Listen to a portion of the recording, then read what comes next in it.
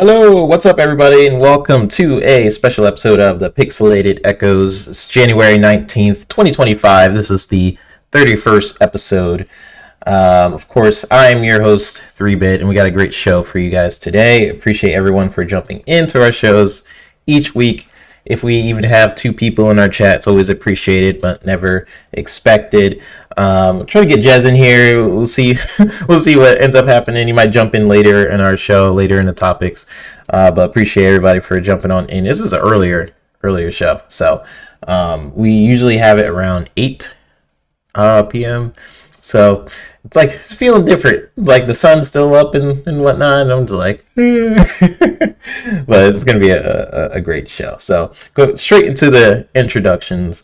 We have the man who is the good friend all the way from Yeehaw Town. He's the Eagles loving, the fun of all the speculations. How you doing today, brother? And what have you been playing? But I know besides you watching the Eagles games and stuff, like what else you been up to? If I'm watching Eagles, it's to hope they lose, which they're playing right now. So I'm hoping they lose. But it is what it is. I'm a Cowboys fan, and this has been a rough year for the boys. But yeah, man. Besides that, I can say I've been playing Tokyo Extreme Racer behind the scenes, early access, but early access. So I've been dabbling in that a little bit, and that gets full early access, if you want to call it that, on the 23rd. So I recommend people checking that out for sure. And see, I've been playing some Indiana Jones still. Have you beat it yet, or you got? No, I'm taking my time with it still. I'm I think I'm over halfway. What's around you? Are you is it snow? Is it It's jungles. Oh, jungles. Okay. That was a good mission. Yeah, jungles. Yeah. Yeah. I'm playing that, and yeah, like I said, I'm taking my time with it because it's a special game. Something I did do 3-bit is I got Top Spin because it was on sale for $23. I did this, huh?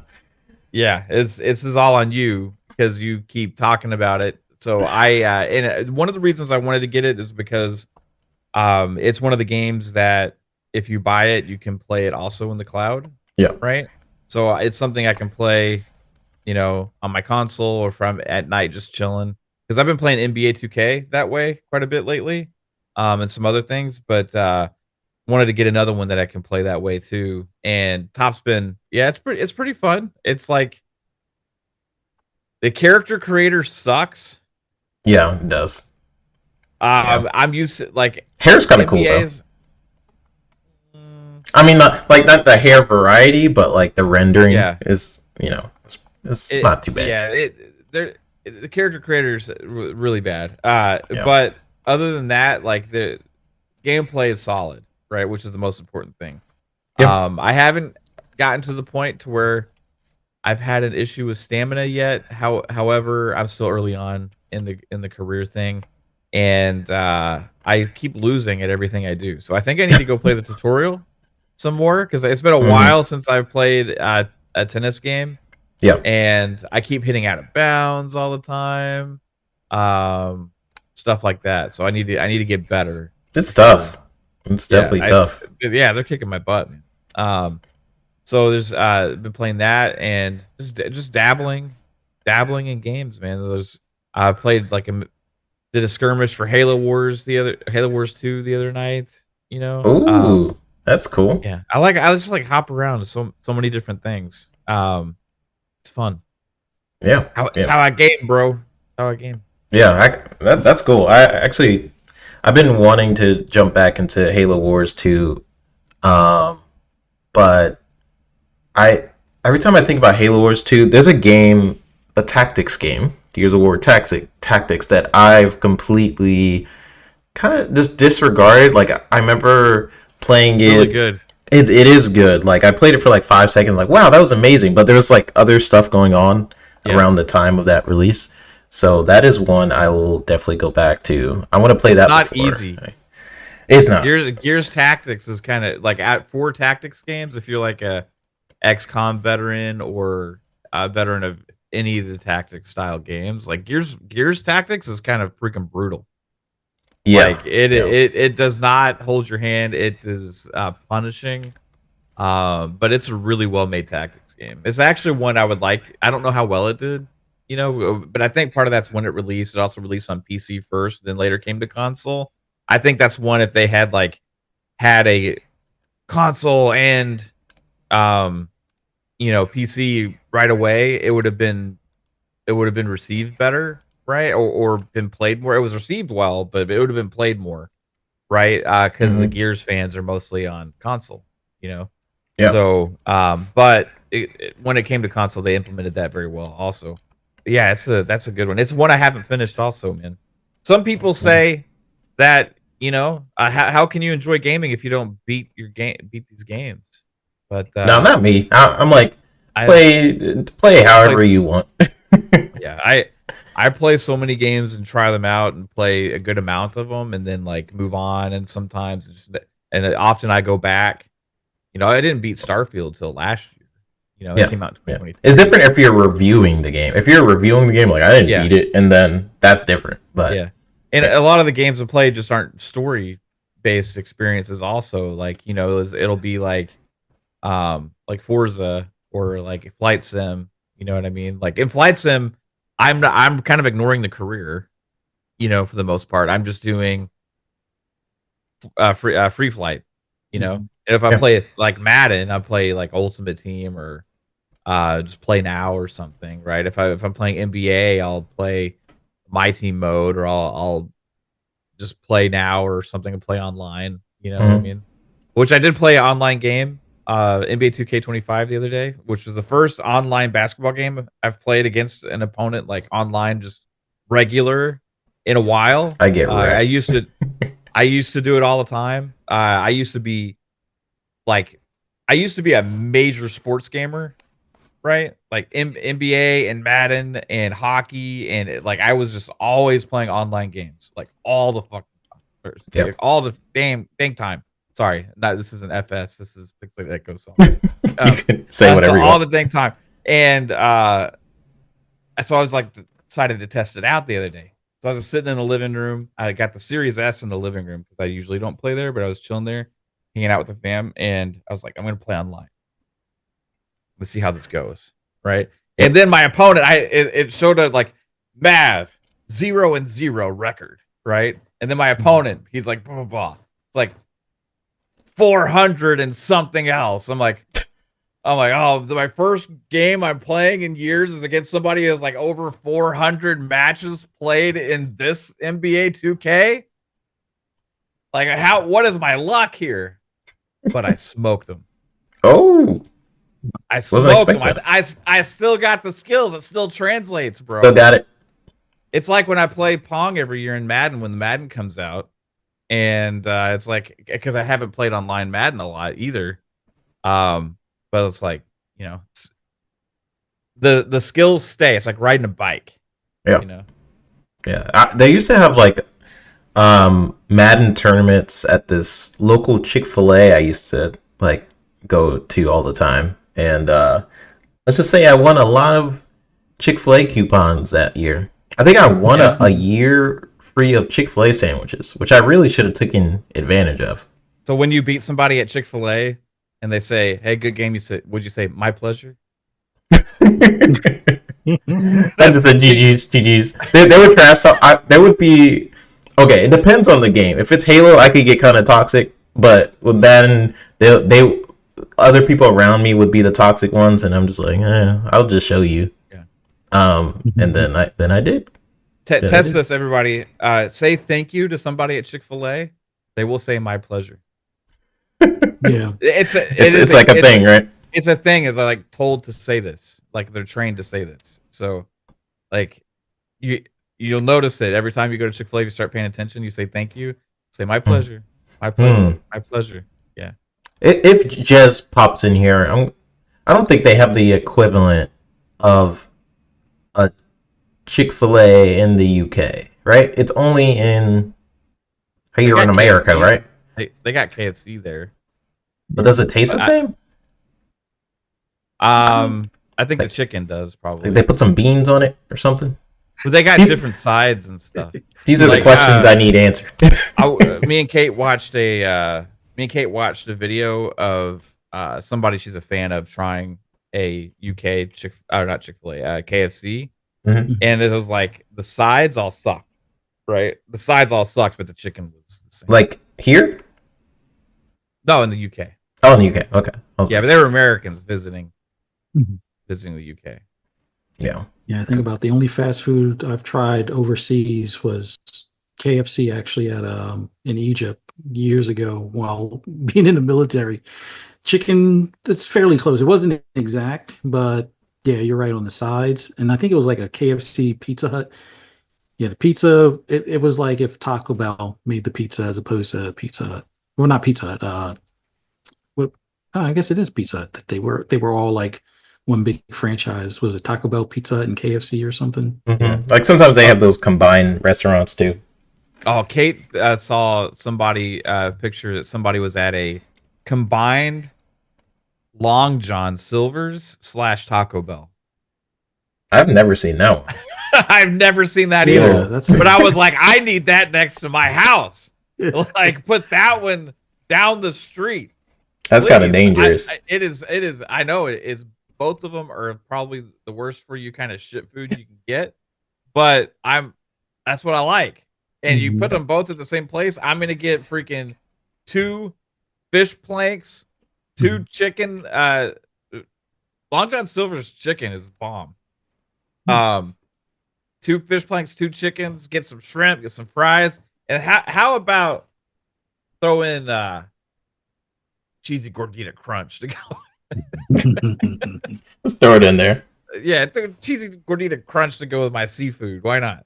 But my least favorite thing, we'll get to the introduction. Sorry, my least favorite thing when going to a restaurant or like a bar or something is when you go there so often that the person's like, "Let me guess, you want the?" I'm just like, "Whoa, no, I don't.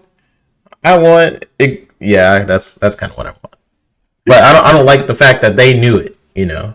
What like some random person knows what you want? Yeah, like because you've been there, like let's say 3-4 times. Oh, okay. And then the bartender or the person at the front is like, "Let me guess, 3-bit, you want this drink with this food?" I'm like, "No," and then I'll get, "Yeah, that's what I want." See, I was the opposite with that. I always used to love when they would remember what I'd order, because it's like I didn't even have to think about it, kind of thing. Like there were like, what was it, Buddy Burger, which is like a local cheeseburger and chicken shop out here, and it's like I would always get the milkshake, black and white, unless they had like a special of the day that was like something like crazy kind of thing. So it's like they're like, "Let me guess, the what was it, like the single extra cheese, pickles, and the black and white, right?" It's like, yep. And they'd already know to have the fries with it. So it was always a meal. It was like a every Wednesday meal kind of thing.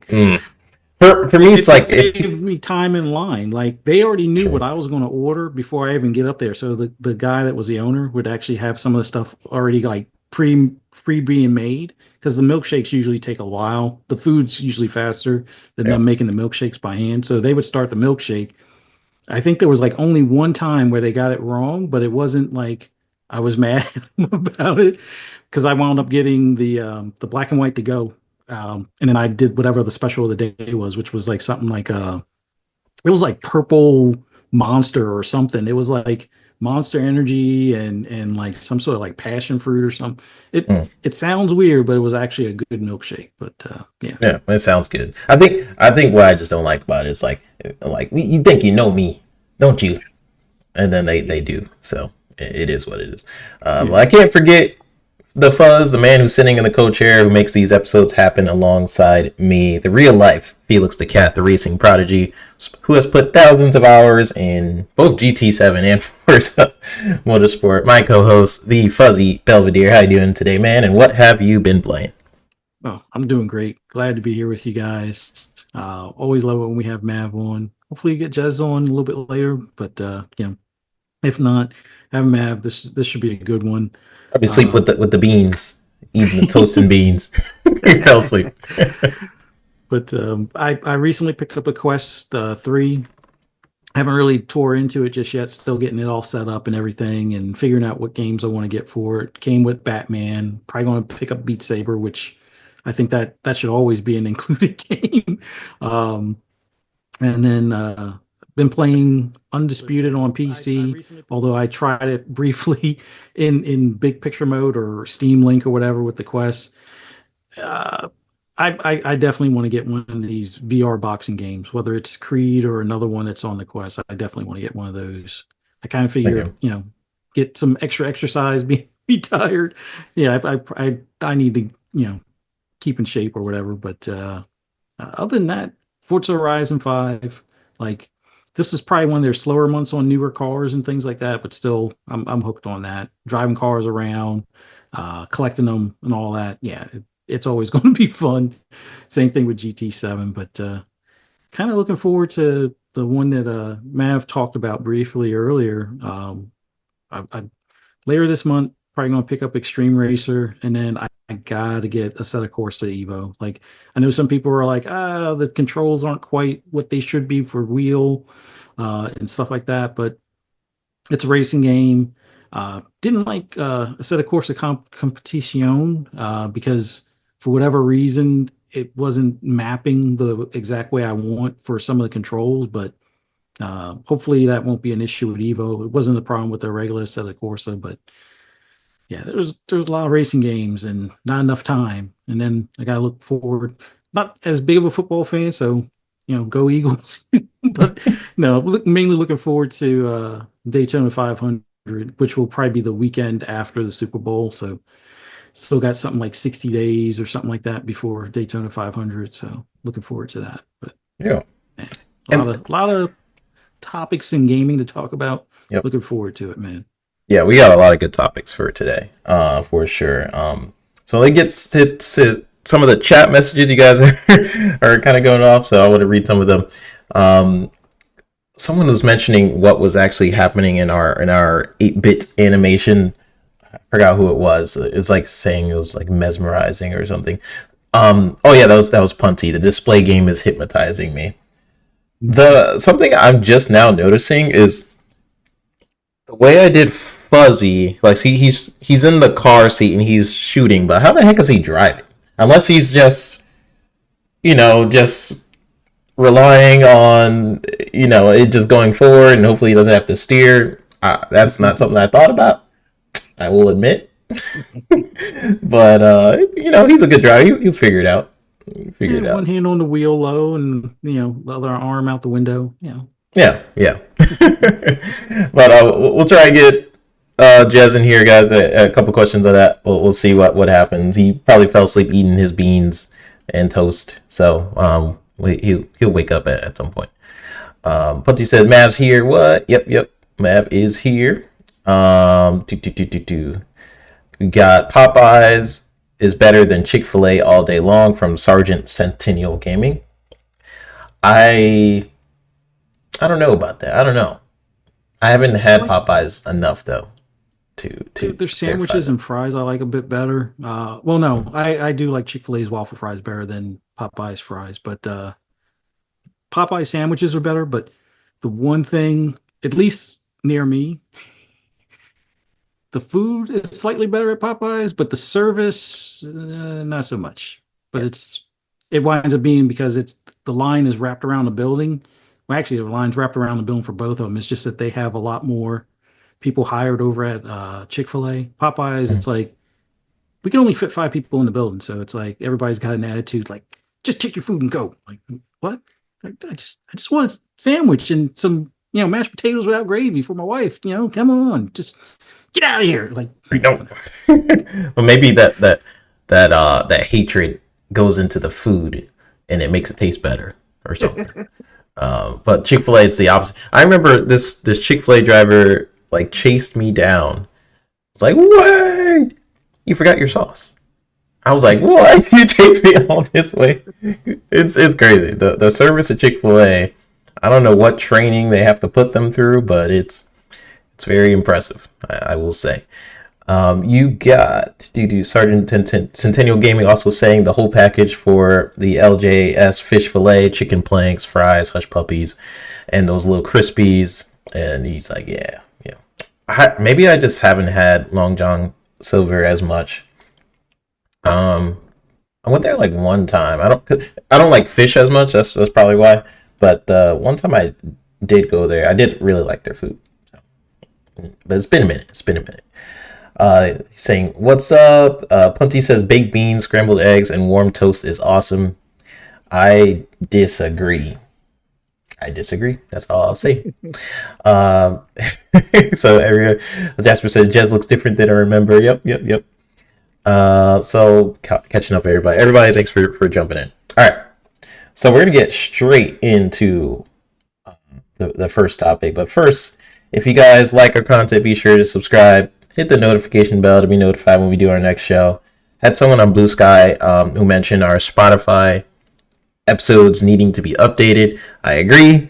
Planning on doing that very, very soon.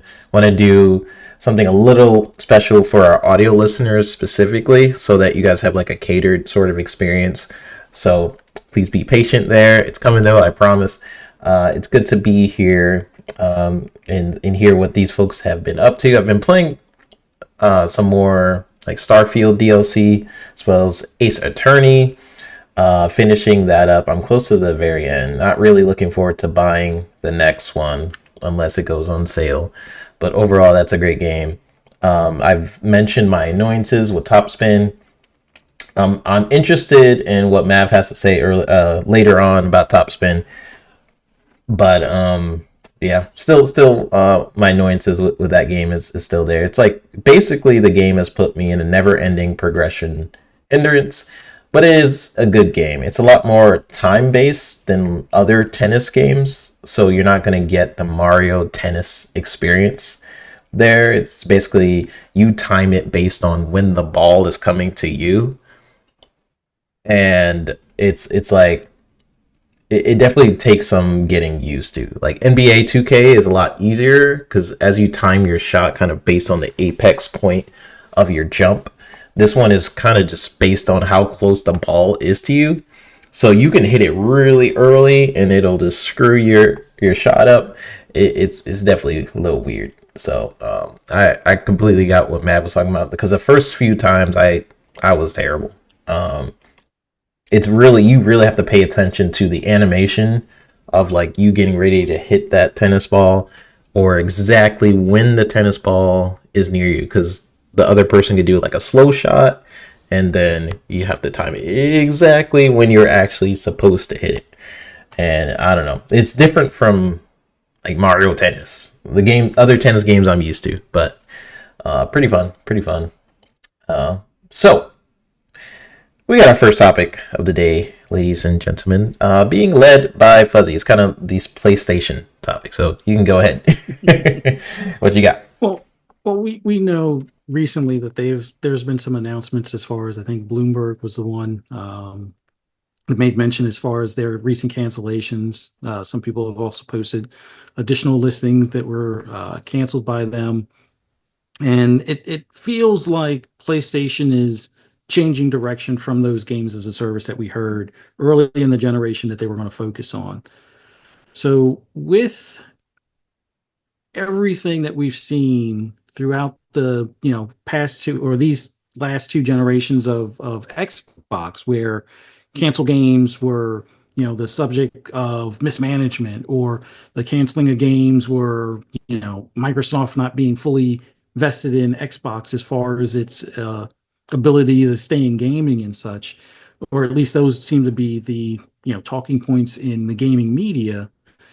I'm curious what your guys' thoughts are with the current state of PlayStation after similar acts or even more prominent, cancellations or leaving of executives and such, where back in, what was it, like 2017 time, people were calling for certain executives to be fired, or that maybe Xbox should get out of gaming. I don't necessarily think that PlayStation should get out of gaming, but what are your guys' thoughts? And I'll start with you, Mav. With recent things that Sony is, kind of changed ship or changed direction on, what's your outlook as far as what they could do either better or what they probably need to do or what might even be on the horizon that nobody seems to be willing to talk about? Yeah, I mean, I think long term they're going to be fine, right? I mean, the fan base is so excuses everything and doesn't really even seem to care. Most PlayStation players don't even really care about first party. They just care about the, you know, Maddens and playing Call of Duty or FIFA, the NBA, these kind of typical games, right? So it's kind of the de facto box that people buy, and PlayStation's still profitable, all these other kind of things, right? I think the coverage that's been going on is very lackluster as far as covering the roadmap for their first party games because it's been the only thing pretty much that games media has talked about and criticized over Xbox for a very long time, right? Saying that they have no games, all that other kind of stuff. But it's acceptable for everybody that Sony doesn't have a lot of first party games. And I don't really understand that, why that's not a big talking point for games media and everything else. And the only thing I can think of is they're content with them gatekeeping or money hatting or, acquiring exclusive rights to third party games and doing second party deals and stuff to fulfill the pipeline. And they say, well, everything's good because it's still got exclusivity over there. But again, that was something that was criticized for Xbox last generation heavily, right? So as far as the media coverage goes, it's been very unbalanced with the same problem, right? 2022, everybody was crushing Xbox for the lackluster amount of first party games they had, even though they had several third party games that were also exclusive that year. And this this coming year, we don't really have much to look forward to for first party for PlayStation that we know of right now. And except more news about cancellations of games. Because of the unbalanced coverage and everything, I think they're going to continue to be fine because they're not going to be put in a negative light by those that continue to put Xbox in a negative light, right? So they're going to continue to sell because they're the cool kids, that's the popular box and all that kind of stuff. But what I hope is that because they're able to sustain through the hard times better than Xbox was, because their popularity is so strong that they're able to still do well despite the struggles going on within the first party, that they're able to right the ship with their development and figure it out. Because there are no excuses for me at this point. There's no excuse. Like they selling well, they have a lot of profit, a lot of boxes being sold. Yes, they've made huge mistakes where they've lost a lot of money and time on development. And that's going to cost really more than anything. It's going to hurt us as gamers. Anybody that is looking forward to those games on PlayStation or first party games that you would have potentially been excited for, you're the enthusiasts, the hardcore gamers are the ones that are really being penalized here and having to wait on those experiences, right? But ultimately, I think what's going to happen is they have kind of like a 2 year to 3 year kind of strange period where they have less big games, and then eventually they have back on track with more new IP, more new games, bigger games, and then also maybe they have a couple of these games of service games that are still slated to come out. Maybe one of them also does okay, right? But I think you're also going to continue to see more remasters and remakes, smaller projects, all as a result of this, because if they're not having as many games as service games and those hitting, and they're also making up for all the losses of all these things and having to restart all these projects from all of these teams, what are they going to put them on? Right? When Blue Point goes to them and has to pitch this new project, or when Bend goes to them and says, we're going to pitch a new project, I don't think they're going to just automatically say, hey, you're going to make a $500 million game, after they just spent years flushing money down the drain, right? I think they're going to be Blue Point probably does another remake again. You're probably going to see Bend do some kind of like smaller kind of IP title that they hope can be exciting, you know. And they're going to hopefully, because of that, get more of a release cadence with those studios, not doing as big of projects. But it's going to come at a cost of those like tentpole experiences that they have been selling everybody on. I think there's a few studios that have those in the works, right? I think Sony Santa Monica has something they're doing. You know, you got Naughty Dog has Intergalactic that they're doing, right? So Insomniac has got Wolverine. You know, Sucker Punch got Ghost of Yotei 2. So there are these games, right? But that's all this. It's like in contrast to what Xbox is doing, where they have 7 to 10 first party games dropping this year, with 4 or 5 of them being at least larger scope, big projects, right? It just flies into comparison first party to first party about where these platforms are as far as being able to output big quality titles from first party studios. So they're going to fill it in with third party deals. They're going to fill it in with smaller projects, remakes, remasters. As Shuhei Yoshida said, they need to sell those remasters and remakes and also ports to PC to be able to fund these other expensive, big AAA games that they make. So you're going to continue to see that. And day and date to PC is going to continue to shrink, get closer to that for even the single player titles. So it's just going to be a transition period. You know, it's one that I think their fan base is going to be patient and sit through because they don't care. But it's just, I wish there was even coverage for it, because then that would put more pressure on PlayStation not to allow things like that to happen. Yeah. Because that, like, really, like, if you're number one and what everybody says, as if you're number one, then you should be the one setting the example of how to do things, right? Which is what they always sell people on. We're the ones that know how to do stuff. We know the ones that know what the gamers want, the kind of games that gamers want, all these other kind of things. But yet you go and you move all of your studios into games of service franchises at once, with taking a bunch of single player games and turning them into these other things that nobody asked for.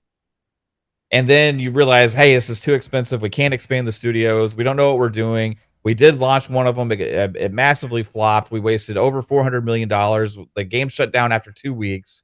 So we're going to go and look at all these other ones and figure out what's going to continue. That one's shut down. That one's shut down.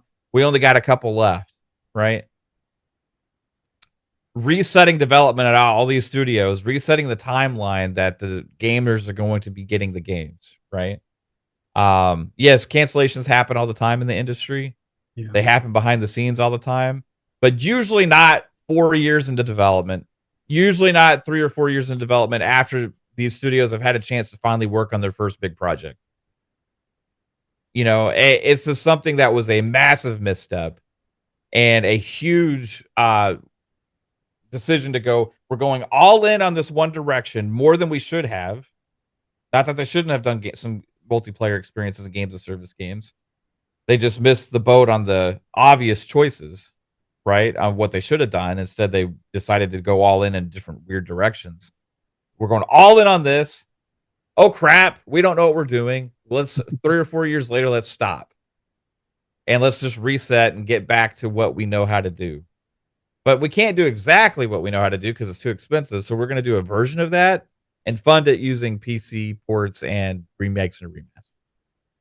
And hopefully another live service game hits, because Helldivers 2 is like a big success for them, right? Mm-hmm. So that one will help. But who knows if any of the other ones are going to hit, right? And if they take more losses like that, and if the single player games that they are investing in don't do well, right? Yeah, they may get accolades or this or that, but it doesn't translate to money, right? So it's going to be interesting to see what they do over time. I think they'll be okay, but I think it's the worst generation ever for PlayStation as far as games to look forward to from their first party lineup. And that's a sad thing to say, because they've always been one of the tent poles in the industry for that. They've had some successes this gen, but to the standard that they set themselves and that they say they stand for, it's an abysmal compared to that. Yep. So we'll see what happens going forward, man. It's gonna be interesting. Just a quick follow up. Do you think their hardware endeavors hurt them even more, or is it something that's kind of like par for the course? Like I know they've had some success with like portables in the past, but then they stopped supporting them because either it's not making them revenue or it's too much of a distraction or something. But like with PSVR, the PS Portal, the PS5 Pro, and it's some of the dev issues. Do you think that's also eating into their ability to focus on what they would usually do as far as software? 100%. We said this when they decided to go all in on the PSVR 2 again. Like this was the most easily predictable thing for me when PSVR 2 when they announced the price and what it was going to be, right? It was just like, okay, yeah, you're going to get a few enthusiasts to get this, right? But you got to make games for it to continue to drive sales. The PS5 is going to sell pretty good, but it's still not going to probably sell as well over the generation as the PS4 did. PSVR 2 sold earlier in the generation as well. So when there was less of an adoption rate for the generation, you still have a lot of people on PS4, right? So you have PSVR 2 launching with barely any games to get hype for it. And most of the games that were on it are also on MetaQuest, right? So if you're a VR enthusiast, I would question why you don't already play on PC and have a VR, because that's where most of the VR experiences are.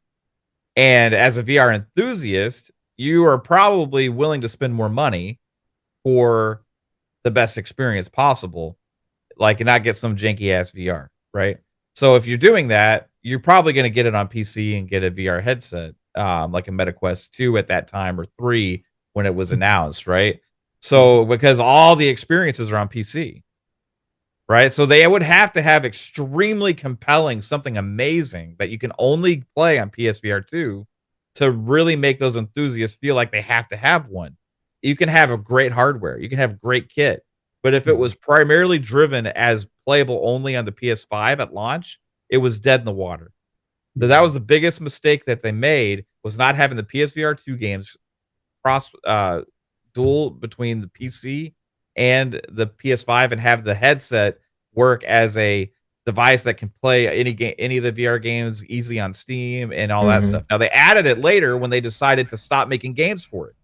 It suddenly worked. We're like, whoa, they have to justify the people that bought one because they're no longer making games. So they got it. Well, how are we going to get rid of the stock that we have? How are we going to do any of this stuff? Well, we got to come out with this other device that we're going to overcharge people for to make them to be able to play that device on the PC, because it's a good device, right? It's it's got great hardware. I give them credit for making a high-end VR device, but when you have a very expensive piece of kit that's only playable on another very expensive piece of kit, right? And then you only have a limited amount of experiences that would drive people to even care to buy that piece of hardware that you need another piece of hardware for. Then it's like, how big is your audience going to be? And if you don't have the audience to be able to buy those games, then you're not going to be able to drive the market. All right. So it was easily predictable. We said all this right when it was announced that this is going to fail because there's not enough people. It's just not enough people, right? It's so that was, I commended them at the time for pushing VR forward because I think it's forward, but they went about it the wrong way. And yes, it's a distraction. It's a loss. They had to have studios that they had acquired and shut down, right? Or transition them to doing VR to work on those games that they were developing. Then they stopped again. Those are other games that were also canceled. And yeah, it's kind of like the Kinect in a way. right? I think the Kinect was more of an interesting idea because everybody was chasing what the Wii was doing with the motion controls and stuff, and it was like, hey, we need to have our own family experience and get rid of the controllers. We want people to be able to play games with their hands and motions and all these other kind of things. Yeah, it's commendable, but those people weren't the ones that cared about buying the console in the first place, right? Yeah. It was the hardcore gamers that were used to playing on a controller and want those experiences. But what happened with Xbox is they forced all these developers to start making VR experiences, right? Rare was caught doing Avatar stuff. Lionhead ended up having to make Fable Journey, all these other kind of things that completely kind of messed with all the studios. They tinkered with a lot of different ideas that never panned out. And Kinect 2.0 came out on the Xbox One that was forced into the box, right? But they still didn't have any great Kinect experiences for it to make it justifiable for that to even exist, kind of like the PSVR 2, right? And so, well, what's the point in keep investing in this thing when there's really not it we're having to focus so many resources to try and develop things for it that nobody cares to play. Yeah. And at the end of the day, it's just a big waste of money and time and effort and resources and development power and all that kind of stuff. So it's just another one of the mismanagement missteps that they made. This generation, that's been the hallmark for me for like PlayStation with their games and hardware, because the PS Portal is another one. I think that does well, but it's just like that's not a good consumer device. Like it's selling because it's a PlayStation device. It's like the only PlayStation device you can get that's a branded kind of handheld thing, but it's like Yeah. it's not really good for consumers because you can get the same experience on a phone, right? So, for all those reasons, just mismanagement on all that kind of stuff. I think they have refocused. I think Hiroki Totoki comes in. It has come in, and he's like, when he said like we suck at business, like we got to figure out how to do business and stuff. And like he's been making cuts, he's been reorganizing, he's been canceling games, all this stuff, right? Trying to get them back streamlined. So we'll see what that looks like. I feel And like the day question one he is, said that. yeah, the question is like who to blame, like for this, and I think that it's a combination of Jim Ryan's direction that he put PlayStation under when he was there, and then Herman Hulst also for choosing the things that they believed in, right? And I think there was some wrong missteps there at that time. So, but we'll see. They'll get back on track with the game development and everything, and stop wasting their time on these crazy ideas and stuff. But yeah, definitely hurt them, I think. Yeah. Because if they could have funded, let's say, even just 2 more studios instead of investing everything they did in PSVR 2. Let's say they had 2 more studios, or they had not canceled 2 more of those projects, right? That's 2 more games that has a chance to succeed, 2 more brand new franchises that you have a chance to build on, and turn it into something massive that they can end up turning into making even more movies over or TV shows and all that stuff. But instead, we're putting our money there. I think misallocation, of resources has been a big hallmark of PlayStation. Yeah, when Yoshida was in that interview with Kind of Funny, he was kind of just saying like hey, what happened to PSVR 2? Like no comment. Yeah, he's like, let's not talk about that. Let's move on. Yeah, because he believed in it. That was one of his things. PSVR 2, because he's like a purist at heart, I think, and he cares about the experience and the gadgets, and he believes that if we have the coolest experience, that's what's gonna, and the best experience, and the most fun experience, is what's gonna drive people to the platform. Yeah. And that's all I think always been Shuhei Yoshida's like mentality of be the best, like what Sony branding used to be about. Yeah. Sony branding used to be about we have the best of any kind of electronic you can think of. We have the best version of it. Sony stands for quality, and they've taken that to the PlayStation image. Whenever they market it or talk about it, that's how they talk about it. That's how they market it, right? So I think Shuhei comes from that mentality from Sony because he's an original Sony guy, right? Yeah. So when he talks about these, he's looking at it from the perspective of not how can we make the most money off of people. It's like how can we be the best, like the coolest, the best, the most innovative company out there, and I applaud him for that. But what they failed to do is deliver on the promise of it, because that took the money that they didn't have and the resources that they didn't have to make it happen. You Right. can have a cool idea, you can put everything into some cool shit, but unless you support it properly, worthless. And they didn't invest in it properly to make his visions come true. But yeah, that's on. You got to put some of that on Shuhei too, because he should have known that. This is great, but how are we going to do it? How are we going to support it long term? How are we going to do this as a company? And maybe he believed it would be so cool that they would sell so many of them that would help. But I think that he maybe overestimated the market there.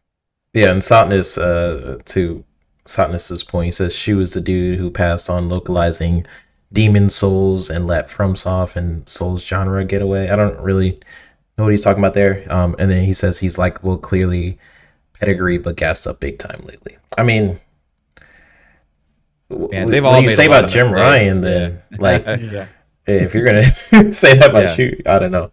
Jim Ryan. Yeah, I mean, in that interview too, like Shuhei was like, luckily people just remember the great games I was involved with, right? Yeah.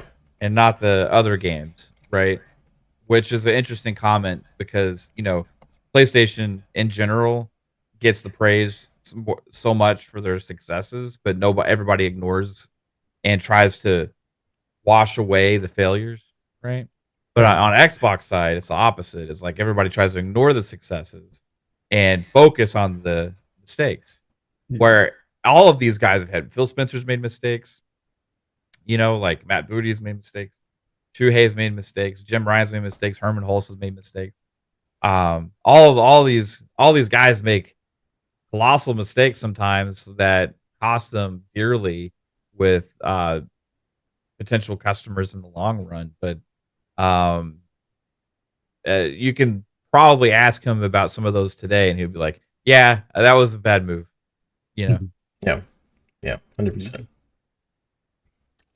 So my view is that Sony really relies on brand power, and Mav, you hit so many good points, man. I was just like preach the good word. But yeah, Sony really relies on brand power to keep them alive. It is the casual box, because not only do you have statements from Yoshida saying if you want your first party game, you have to buy Sony's remakes and remasters. You then have statements from Jim Ryan saying we won't survive without Call of Duty. And as Chris Jones from the Iron Lord podcast pointed out, this was to somewhere, I think Fuzz, you actually mentioned this or something, where Chris Jones pointed out you now have 30 years of development thrown away. You had the Gravity Rush team from 2017 to 2020, Blue Point from 2019 through 2024, Ben from 2019 through 2024, Insomniac, the Spider-Man Online from 2020 through 2023, Insomniac Venom team from 2020 to 2024, Naughty Dog 2019, 2024, London 2019 to 2024, and then Fire Sprite 2021 to 2024. Whew. So PlayStation originally planned 12 live service games, 8 of which has been officially canceled. Not even recalling some minor cancellations like here and there. He did mention the Spider-Man Online, but I don't know if that was a part of that 8 that people are counting. So here's my kind of point of view. You have people saying, "Oh, PlayStation is canceling its live service games." Good. Yeah, great. We don't want live service games anyways, right? That's kind of the mentality I'm starting to see from a lot of Sony fans. Meanwhile, kind of throwing away the reasoning for why Sony wanted to do live service games in the first place. So like Sony's roadmap for years has relied on third-party games to fill in the void for them not having many online games. And Sony has looked at the most profitable games on their platform, and they are all live service games for the most part. You have more Xbox IP in Sony's top selling games than Sony's first party, like by far. It's actually crazy, right? It's the most popular platform, yet their most played games are generally Xbox titles, Xbox IP.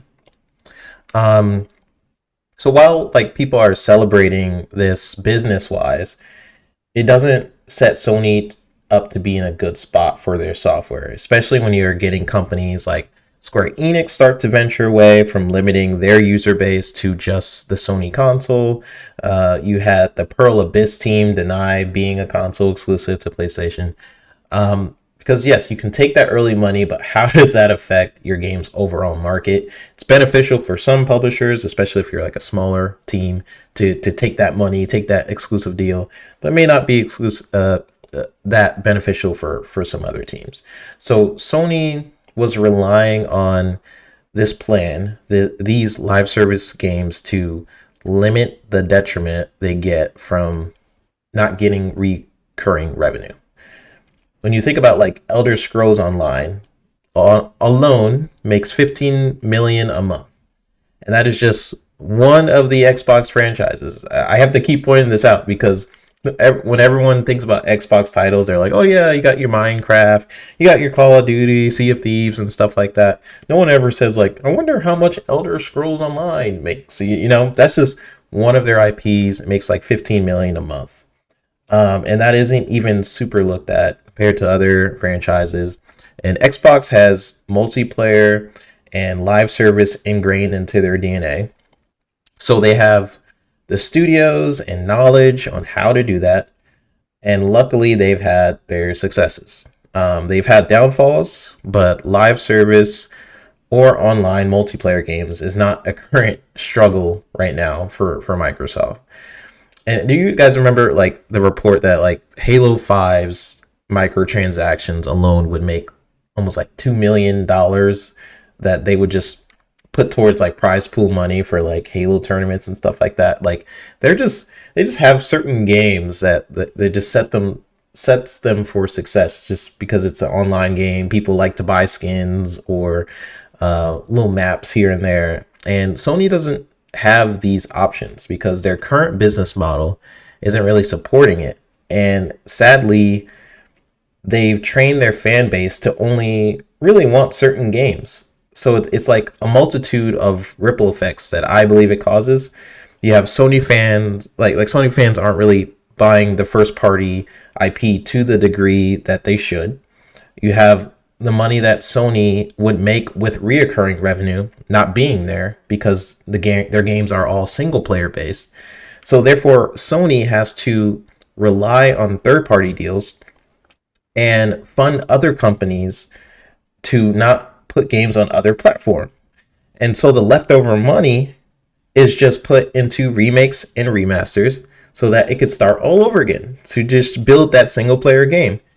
So it's like, is no one seeing that the model they have is kind of broken? Like it puts them in a never ending cycle of relying on their current model of, paying other third party publishers to fund said game to only be on PlayStation. They use the remake and remaster money to fund their first party game and only have sent enough for single player, and then it just starts all over again. It's just like the recycle logo. It's not working in my opinion. So those are my essential thoughts. I do wonder, like Yoshida brings up this decent points. Like I'm just wondering where Sony is headed in the future, like what business model they're going to change. Like obviously Helldivers 2 was like an example case for them. Like if they started to put their games on day one, what does that look like for them? A lot more people played Helldivers 2 on PC than the PlayStation. So like what does that do for them? I feel like that just makes that window potential get shorter and shorter. And we'll see what happens. There's still a few live service games left. And Jim Ryan and I think the Sony team did mention how risky it would be to do that many live service games. And Mav brought it up too, like why do that many games? I think they were just compensating because they were looking at their current business plan, which is to pay for third-party deals to kind of fill in the gap of what they don't have. And for their first-party games, they're single player, so it's not the recurring revenue. So like, okay, well, we need something, because I'm looking at the sales on our platform and they're all live service games. Occasionally you'll get like an Astrobot maybe jumps in there and then it leaves the next month, or you'll get Spider-Man jumping in there. But then you get the exploding budgets from a lot of these games, and it's like a interesting dilemma they put themselves in. And I that's why I always mention like the ecosystem wars and where things are headed. I think Sony is reading sort of the tea leaves. Maybe we'll see. Them needing to do the live service thing, like I've always agreed with. I've never said like, oh, they shouldn't do that. That's not their DNA. I've said that because they don't really have a lot. They said they bought Bungie because they needed that experience in live service games, and we're kind of seeing how that's panning out. Not the best. They like laid off 17% of their workforce, and it's not looking super good. Like Concord was again supposed to be like their another savior for them. Like, look, we finally got a live service game. If Sony's business model currently, they look at a game like Concord, and if it's immediately not hitting that mark of success because they have this premium model for how people view them, then they immediately take it off, which is not good for live service. Like live service games can grow right over time, and I think their business model, they're struggling because they're so used to like charging for a game like Conquer. Like, well, this has to be like $40 or $50.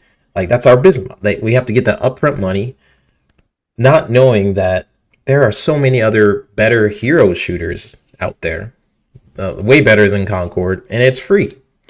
So you mean to tell me you want to get some of those people who are playing the Apex Legends, who are playing the Overwatch, and those games are free, and you want people to pay 60, 70 because you're the premium brand, that you're the Sony? Like, you're just putting yourself in a losing situation. It's because of their own business model that they're making these kind of decisions. So I know the new guy, he's coming in and he's starting to clean house. He's starting to look at like, you guys are bad at making business decisions.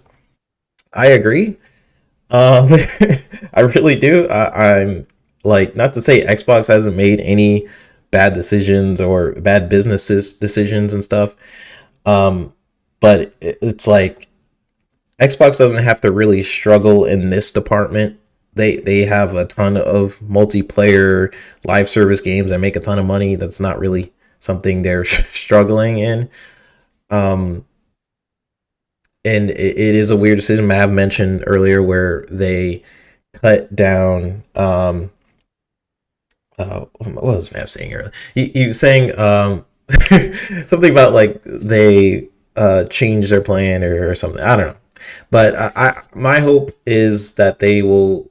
Oh, the years in development, like a lot of Sony games were about to be released or almost done, or they've told many fans of like Last of Us for months, like, yeah, this game's coming out, showing you concept art and whatnot. A lot of the developers like, yeah, it's almost done. It's like, a couple more months or something in development, and then you cancel it. Like, the amount of money, I think we were talking about this on the other show. You spent like $2 billion, maybe even higher than that, on just canceling games that were almost feature complete. Like, that's an interesting choice, and it really just shows you like that they love that premium brand, that premium name. If it even has a chance of failure because they're not used to live service games, then they will pull out, and it's not good. And maybe they really did need to buy. Maybe they need to buy more live service studios at this point. Maybe, because if you're you buy Bungie, like, teach us about live service. They're like, okay, we'll cancel factions. You're like, are you sure? Like, yeah, cancel factions. Like, you need some people in there that will guide you in saying that's a bad idea because it's almost complete. People expect it. We don't have a lot of live service games right now. So yeah, I have a lot of feelings about it, but let's read some of the chat. Anybody have any comments on what I said or any response to that? I think just for me, as someone that owns a PS5, it just feels weird that, like, I would say this is probably the weirdest generation for their arrogance or their, mismanagement. Like, okay, the early PS3, definitely arrogance. Get a second job to buy this box. You love our games, you'll buy them anyway, kind of thing.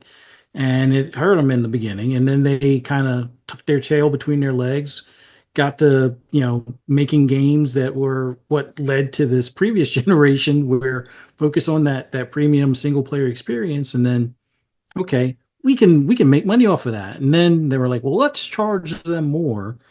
And I think that's where they messed up. And I know a lot of people would be like, oh, I don't have a problem with buying the $70 game, or, that's not the problem. But I'll just put it from my standpoint. Like, when games were 60, you can get a deluxe edition for like $100.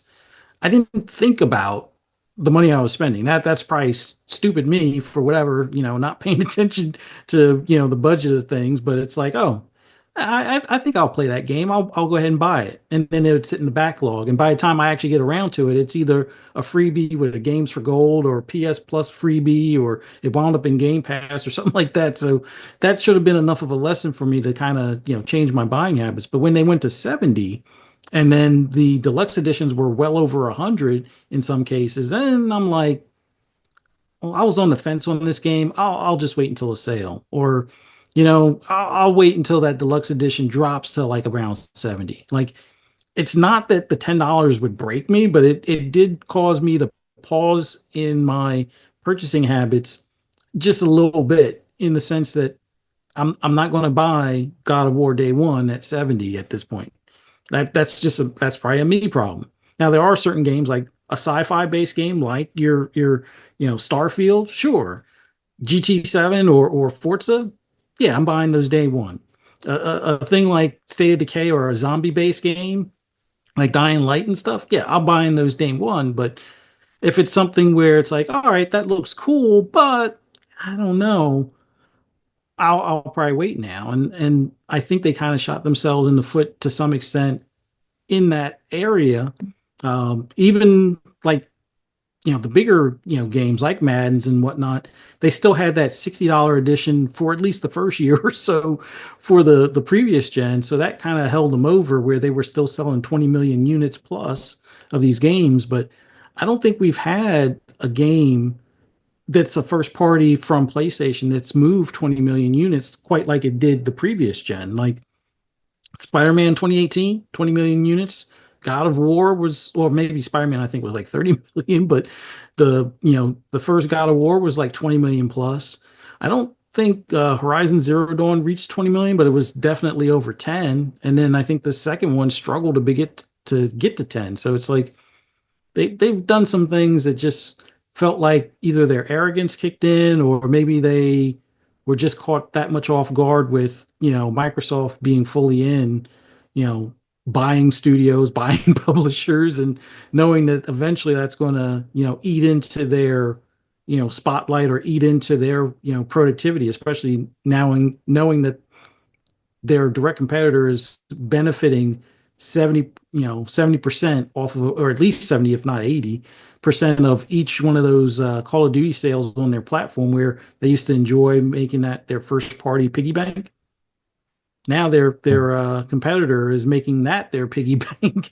It's like, yeah, sure, we'll sell those over there. Oh, you're selling 10 million, 20 million copies over there? Yeah, we'll take 70% of that easy, no problem. And it's directly helping their competitor now, as opposed to helping what used to be just their partner in this business, kind of thing. So I don't know. Just weird times for Sony. I said it before this generation or at the beginning of this generation. I think they're before this generation's over, they're up for acquisition. Whether it's Apple, whether it's Amazon, I don't know. But I think they get to the point where acquisition might be worthwhile, at least from a Sony standpoint, because that's their bread and butter, and their bread and butter is not toasting right, or they're toast right now. I wouldn't say toast as dead, but toast as in they're going to be stale for a bit as far as before they start having the cadence of releases that are hitting that 10 million, 20 million mark and whatnot. Like hopefully Ghost of Yotai does that this year or this, in 25, but we'll see. Yeah, yeah. And kind of speaking of price point, that brings us to second topic. But before we get to our second topic, let me read some of you guys' chat messages. Herman Holst needs to get the flick too. See, I don't know much about Herman, but yeah, maybe. What do you think, Mav? You think Herman needs to go? Think he needs to leave? I think he has too much of a love affair with Horizon. Yeah, me too. Like that's like, I mean, really, that's my only issue with good old Herman. Like, I don't know if he's the best one to be in charge of like the vision for their games going forward or not. Where he's at, I think he was good when he was more in charge of just Guerrilla, right? But having him like oversee all of the, because let's just be real, like Guerrilla was a good studio, but even them, like, what did they had was it Killzone? Yep. Right? They had Killzone. And then they had they didn't do Resistance was Insomniac, right? Resistance was Insomniac. Yeah. What else did Guerrilla do? All I remember is Killzone. Is this Killzone then Horizon? Killzone Horizon, yep. Okay, I mean Killzone was cool, but it failed. Right? Yeah, it was. They moved on from that franchise for a reason. Okay, so then you move on to Horizon, which the first Horizon did great, right? I think that was early on in the last generation or middle of last generation, kind of early on generation. It was one of the first big new IP from PlayStation Studios in a while. It was coming to be this big open world thing, something that PlayStation wasn't really known for doing too much of yet. Like they'd kind of done some with Infamous before, right? And then Insomniac has Spider-Man, but like Horizon was like this crazy idea about open world where you got like this girl like fighting dinosaur robots and stuff, and it was just like, oh, that looks crazy. And I think the hype and excitement for Horizon Zero Dawn carried that. And when people played it, it was like, okay, that was cool, but it was kind of also boring. We didn't really like the main character too much. There was gameplay was decent, but it wasn't really. There's other games that it copied off of a lot, right? That we just felt too familiar with. Yep. Hiding in the weeds, popping out, shooting but like all that kind of stuff, we see time and time again. Climbing stuff, all these like gimmicky things that are in so many games. Graphics wise, it's fantastic, right? Yep. And then I think you saw Horizon Forbidden West do less than Horizon Zero Dawn, where normally a sequel of a franchise that had a lot of excitement about would do better than, right? Yep. And I think it's just because people are like, okay, Horizon, you have your fans now of it, but you also have a lot of people that weren't as into the first one, and they were just kind of like, okay, like that was cool, but I'm not really gonna care too much to play the second one. Yeah, I think Sony's banking on some of their IPs, like kind of the Fallout effect, like hoping people watch the movie, reinvest into the franchise, and be like, oh, look, another, like, this is from the game. Let me go check out the game. I think they're really hoping for that with that franchise. But yeah, I mean, maybe the games of service game ends up being something, bringing some fun to it. I think that one has not canceled yet. Yeah, that one's not canceled. I think there's definitely a fan base for it, right? But I think they overestimate it with their within their like collection of first party IP. You know that, and I think Herman can kind of like have beer goggles on too sometimes when he's like judging these franchises and what to invest money in. So we'll see. I think we'll know more in the long run because he was kind of in a similar position before, but he was under Jim. So now that he's more in direct control, I think we'll know more about like 4 or 5 years from now, especially with what these other studios end up making, like kind of how his vision pans out for their first party. Yeah, still kind of early. So, but yeah, I do think he deserves some of the blame for what they're doing. I mean, like it was a push from Jim, but he was involved with it, and he kind of he was in charge of PlayStation Studios. So at that, where do you place the blame on what happens with all these resets and wasted development time and decisions of which games to green light and all that kind of stuff, right? A lot of people are blaming Jim. Well, I think the decision to push that direction came mainly from Jim. Yeah. Right. But I think as far as accepting the pitches and stuff, I think that's a Herman thing. I think he's the one that's like, okay, like this is gonna fit. This is gonna fit. This is gonna fit. Right. And getting the studios on board to be able to handle those games and stuff. So I don't know. I don't know 100% where all the blame goes, but it's hard to say. When a person has more control, I like to give them the benefit of the doubt until we see what their results are a few years later, right? Yeah, because we don't know how hamstrung he was over making decisions or what, and he still has Hiroki Totoki to answer to as well, right? Yep. So there's still going to be some things going on there, but I think they're going to do more of a variety of experiences now. And not just go all in one thing. That was their biggest problem. Last gen, they were like, we're going all in on these just story-based cinematic experiences, right? This gen, we're going all in on games of service, right? You got to have like a happy balance of things. And that's what I think they need to do. And that's what I think hopefully they're trying to do now. Yeah. So we'll see if that's what they accomplish or not. It's going to be some time before we see. Yeah, it's going to be some time. I would hope that the expectation that people set for Xbox, I know this is fantasy world, but the expectation that they set, like with Halo, for example, when people expect a Halo game, they don't just expect single player campaign. They have a lot of expectations for that franchise. Like, Halo game equals multiplayer. That equals maybe Forge mode. That equals X, Y, and Z. Same thing with Gears. Same thing with State of Decay. All these games, you can play it single player.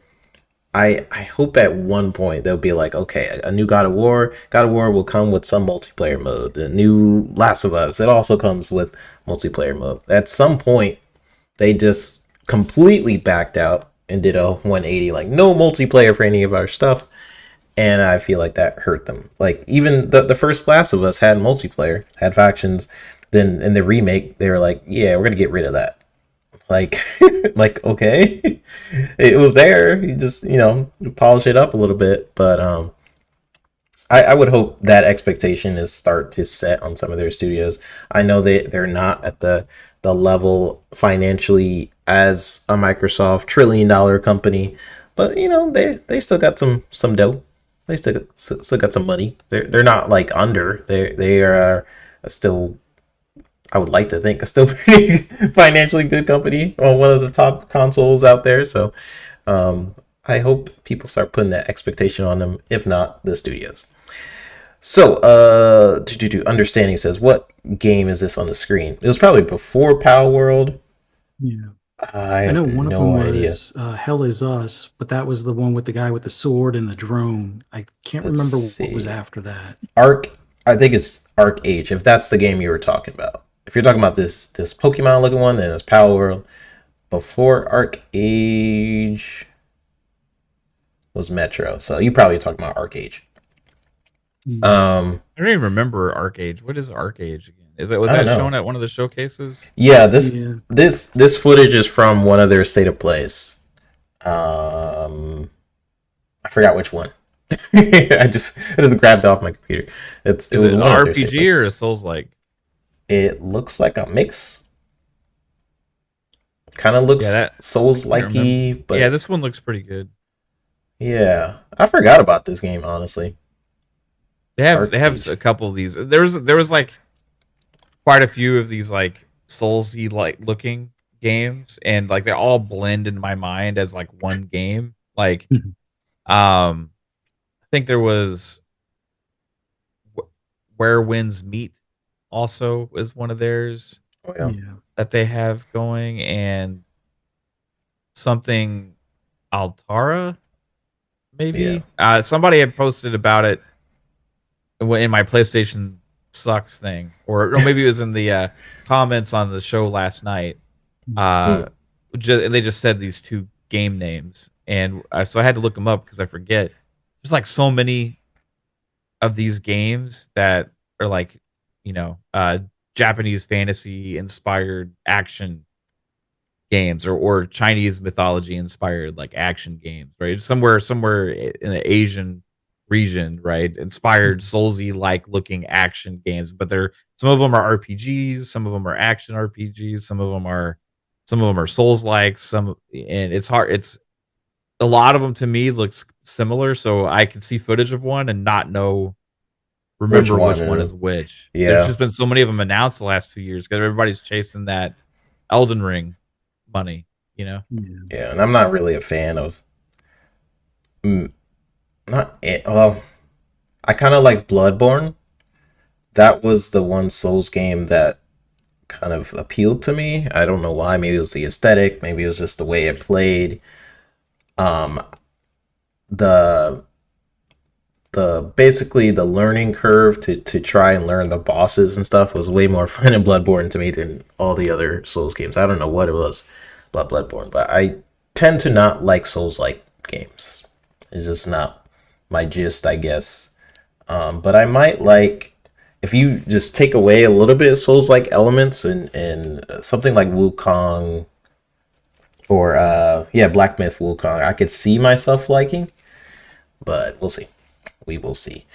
We got Def Leppard saying, "Do you think Fable will release this year?" I feel like it depends on GTA 6. I would not announce a date for a game, the lovely game like Fable, unless we know the date of GTA 6. A lot of the industries in the stand hold with GTA. I think by March, Rockstar will have their financial call, and then that's when we'll find out when GTA 6 is releasing, if it'll get delayed to next year, etc., etc. Which will be our topic for the next. So we're actually about to talk about that. So we'll get into that. Big Matt Mo says, "Good afternoon, y'all." We got Omi Tony in here saying, "Hey, everyone." Omi Tony says, "Glad to catch up live while I work." Always awesome. Tony, he be watching our shows while he works and stuff. That's awesome, man. We got bunch of different. It's hard for me to read comments because I go up and down. I never read in order because sometimes people be saying crazy stuff. So then I scroll up and then I get lost. So, anyways, but appreciate everybody for dropping on in. We're gonna get to our second topic. So for our second topic, I think we might discuss our points of view on how GTA will affect the industry, and what we think the date will be. Do we think the game will be $100? These are questions we are about to ask ourselves. So a point we bring up on our shows is, if Xbox's next console is released next year, like that makes Xbox most likely the only console capable of playing GTA 6 on the go, if the handheld rumors are to be believed. And it puts Xbox in an interesting situation as you have a majority of Sony's fans still on the PS4.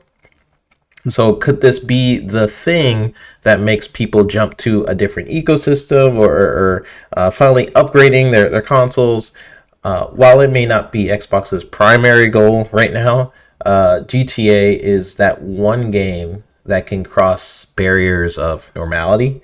It's why no one wants to release a game around the GTA time period, because it's that huge of a game.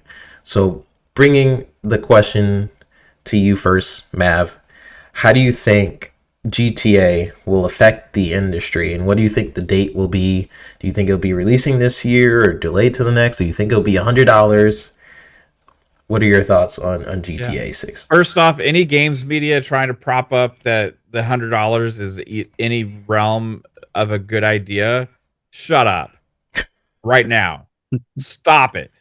You did the same thing when the $70 thing started floating around, and you were like, it's time, I could see how this could be great for the industry. Inflation, all these things. We've been paying the same price for games for so... Shut up.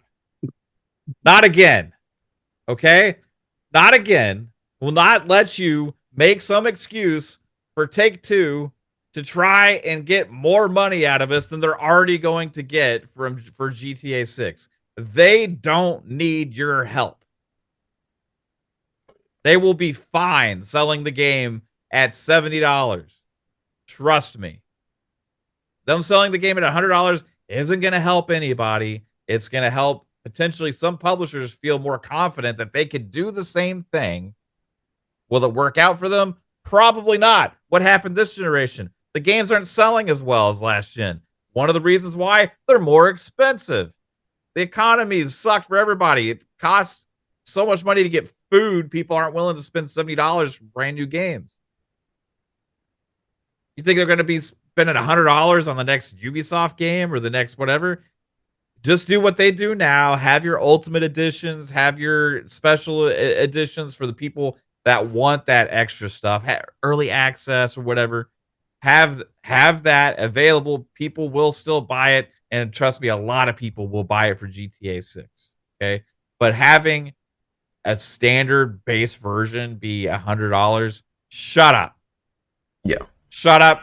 Shut up. Shut up. Stop putting it into their heads like it's going to be an accepted thing from gamers around the world, that we're just going to be like, oh yeah, I understand. It's such a big game. Well, it's justified in this case. I mean, they spent so much time and so much money making this game. They need $100 for it. Shut up. Okay. Besides that. Yes. Besides that, I think it will have like an impact on hardware. First off, like, it is on consoles only, right? At launch. And it's only on current gen consoles at launch, right? So you're going to see like what happened with college football 25, like on steroids with GTA 6, right? All these casuals that are playing COD, Madden, NBA, which all have been cross-gen, right? This entire generation. You're going to see like, oh my God, I need to figure something out. Because I got to go. I have to upgrade to play GTA 6. It's going to be a phenomenon. It's going to be everywhere. Everybody's going to be talking about it, right? You're going to see it all over social media, all over TikTok if it exists. You're going to see it all over YouTube, everywhere. It's going to be GTA 6 stuff, right? So it's going to be something where people are going to have to make a decision on what to buy. Now, at the time when it launches, if it does launch late this year, then the best experience you can get on console or period, because it's only on console, will be probably on a PS5 Pro. But that's going to be for the enthusiasts that have held out, which I don't know how many of them there are that are going to be willing to go spend $700+ on a new console if they haven't already gotten one yet. So then you look at, okay, the people are looking to move into the next generation at the like cheapest entry point, right? Which is going to be more of like your Series S, or your like Series X digital edition, or your regular PS5 digital, right? So PS5 Slim, whatever. So you're going to have people like looking for those in masses. But that's if it happens this year, right? If it launches It launches next year. And it depends on when it launches next year, because I think next gen Xbox will be probably late 2026 or early 2027. So if GTA gets pushed back almost like an entire year, it's going to work massively in Xbox's favor because they will have a brand new piece of hardware probably at the time. Now, I made the comment first when I was originally talking about like if they gave a handheld out soon or whatever, they would be the first ones to be able to play GTA 6 like on the go and stuff. Right. That would be insane. That would make a huge mover for that device. But Phil Spencer kind of put a kibosh on that when he was in the interview, and he was like, "Yeah, we're a few years away." Right? Yep. So when he said we're a few years away, I kind of like, "Oh." Right? Now we could look at it on the other end of the spectrum and look at, okay, so there's other things Xbox is doing. Right? And I already know 2K, Take-Two are supporting NBA 2K, which is another one of their top sellers, but their new NBA 2K25, also top spend, WWE, these other games are supporting that with the cloud ownership. Right? So if you own the game, you can play it in the cloud. So I'm wondering if they're going to support that for GTA 6 out the gate. Mm-hmm. If they do, that would be pretty crazy. I don't know if there's some hang up to make them not be able to, but we know that's something Xbox is working on, allowing more of those. The other thing is Xbox is also working supposedly on getting 4K fidelity for the cloud gaming. So if they add access to GTA 6 via the cloud, plus also you can play it like whatever the highest native resolution is for it, with 4K streaming on your devices and stuff, that would go a long way for any of these third-party devices that also launch later this year that could be running versions of Windows with the new Xbox Windows thing where you could play GTA 6 basically on the cloud, or you could play it on a tablet or your TV application and all those other kind of things. So at that point, gamers who don't have access to a console, can't afford one, or don't want to play on PC, if they could play GTA 6 on the cloud, have access to it that way. So you could actually see a swell of Game Pass Ultimate memberships, because that could end up being potentially the cheapest way to actually access GTA 6 if you have a decent internet connection. So that's another thing that's a possibility to happen. I'm not saying it's going to, but it all hinges on GTA 6 being playable via the cloud with the purchasing feature. Yeah, if they're able to do that, then that it's just so many interesting avenues, like of if GTA 6 releases this year as opposed to next year, that changes a lot. Like that changes what games come out this year, in my opinion. That changes like what Xbox's console release plan could be. But yeah, you're right, man. I think if it releases next year and then Xbox theoretically releases the end of next year, then they could have some good marketing there, just naturally, just being like, we're the only console that can play GTA 6 on the go right now, if the handheld thing is true. Yeah, I mean, just like, hey, buy GTA 6, play it anywhere. Yeah. You know, I mean, imagine that ability to say that. If and it's a very strong possibility they could pull this off, because they're adding more and more games to that service soon, right? And we know 2K is already supporting it. So if you got to look at it for Take-Two, right? Why are they doing it PC day and date? Probably because they're worried about pirating and all that other kind of stuff, right? Yeah, They'd rather sell it on consoles first. You don't have to worry about that with the cloud, right? But what the cloud gives you is access to gamers that don't own next gen consoles. So, but they still have to buy the game. Yeah, a lot of people are still on the PS4 and Xbox One. So when GTA 6 comes out, you know people are gonna want to jump over. Yeah. So there's really not like a negative there for Take-Two. It's not like it's in Game Pass. It's just playable because you have a Game Pass Ultimate subscription and you have to own the game, right? So that's another platform in a way for them to be able to be on, but that just plays the Series X version of the game. Right. So looking at it from that perspective, that's something I was thinking about. That would be interesting to see how that translates to actual a feature that Xbox has, translating to potentially being the cheapest way for people that haven't crossed over to be able to play the game. And besides that, the next cheapest option obviously will be the Series S, which I think will be a good option for people to play. And then you have the Series X digital and the PS5 Slim, right? So I think you're going to see a swell of hardware too, because people, it's just the obvious, easy. Okay, well, time for me to upgrade. Finally, I got to play GTA 6. So you're going to see more Xboxes sold. You're going to see more PlayStation sold. We'll It's see the the college cloud thing. football effect, Yeah, but on a we'll see much the. bigger scale.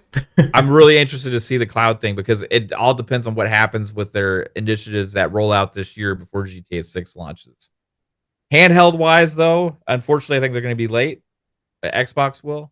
Either way, because if GTA 6 is delayed, I don't think it's late 2026. I think it'll be only delayed into probably early or maybe summer of 2026.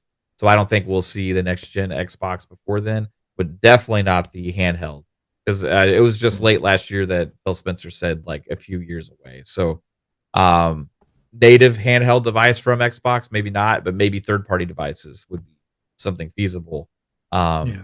And we'll see what the updates that they do. Like, are they going to roll out this initiative of blending Xbox and Windows later this year? If so, how does that translate with console games and making the experience more unified? Are they going to do something? Already going to do something in preparation for next gen and set us all up for that ahead of time, or are they going to launch that feature with next gen? It's going to be interesting to see. But we know at CES, Jason Ronald said that later this year they're going to be doing something with the whole Xbox and Windows becoming one. So it's a lot to keep an eye on in that because if that does happen, at that point, it's irrelevant the conversation about first party hardware. At that point, you can start focusing on third party handhelds. Yeah, and because there'll be a console kind of if that happens. Because if they, but we don't. I don't think it's gonna happen. I think that's a next gen feature. So what? There's so many moving parts with Xbox. It's hard to say for sure. But yeah. Series S will be sold out. I think the Xbox's biggest move. They need to make sure that they have plenty of Series S's and Series X digitals in stock, and they need to. If they do have GTA 6 playable via the cloud, if you buy it, that's something they really need to push and market. Yeah, because people have speculated like, oh, Sony is going to get the marketing rights, or Xbox is like, what is Xbox going to do, etc. I expect Rockstar to not give the marketing rights to Sony or Xbox. I feel like they want to market it themselves, but I mean, there is a history of them marketing it with Xbox in the past. I believe, I'm trying to remember when they did with Sony, because I'm remembering it with Xbox with the Ballad of Gay Tony and the exclusive DLC that they had for the Xbox. Yeah. I'm struggling to remember when they did it with PlayStation, like a marketing campaign for one of the GTAs. I think 5 when PS3 was around. I think it was marketed on there. Okay. But the believe it or not, the 360 version was the better version, and I found that out the hard way. So I guess it is possible, but as big as Rockstar is,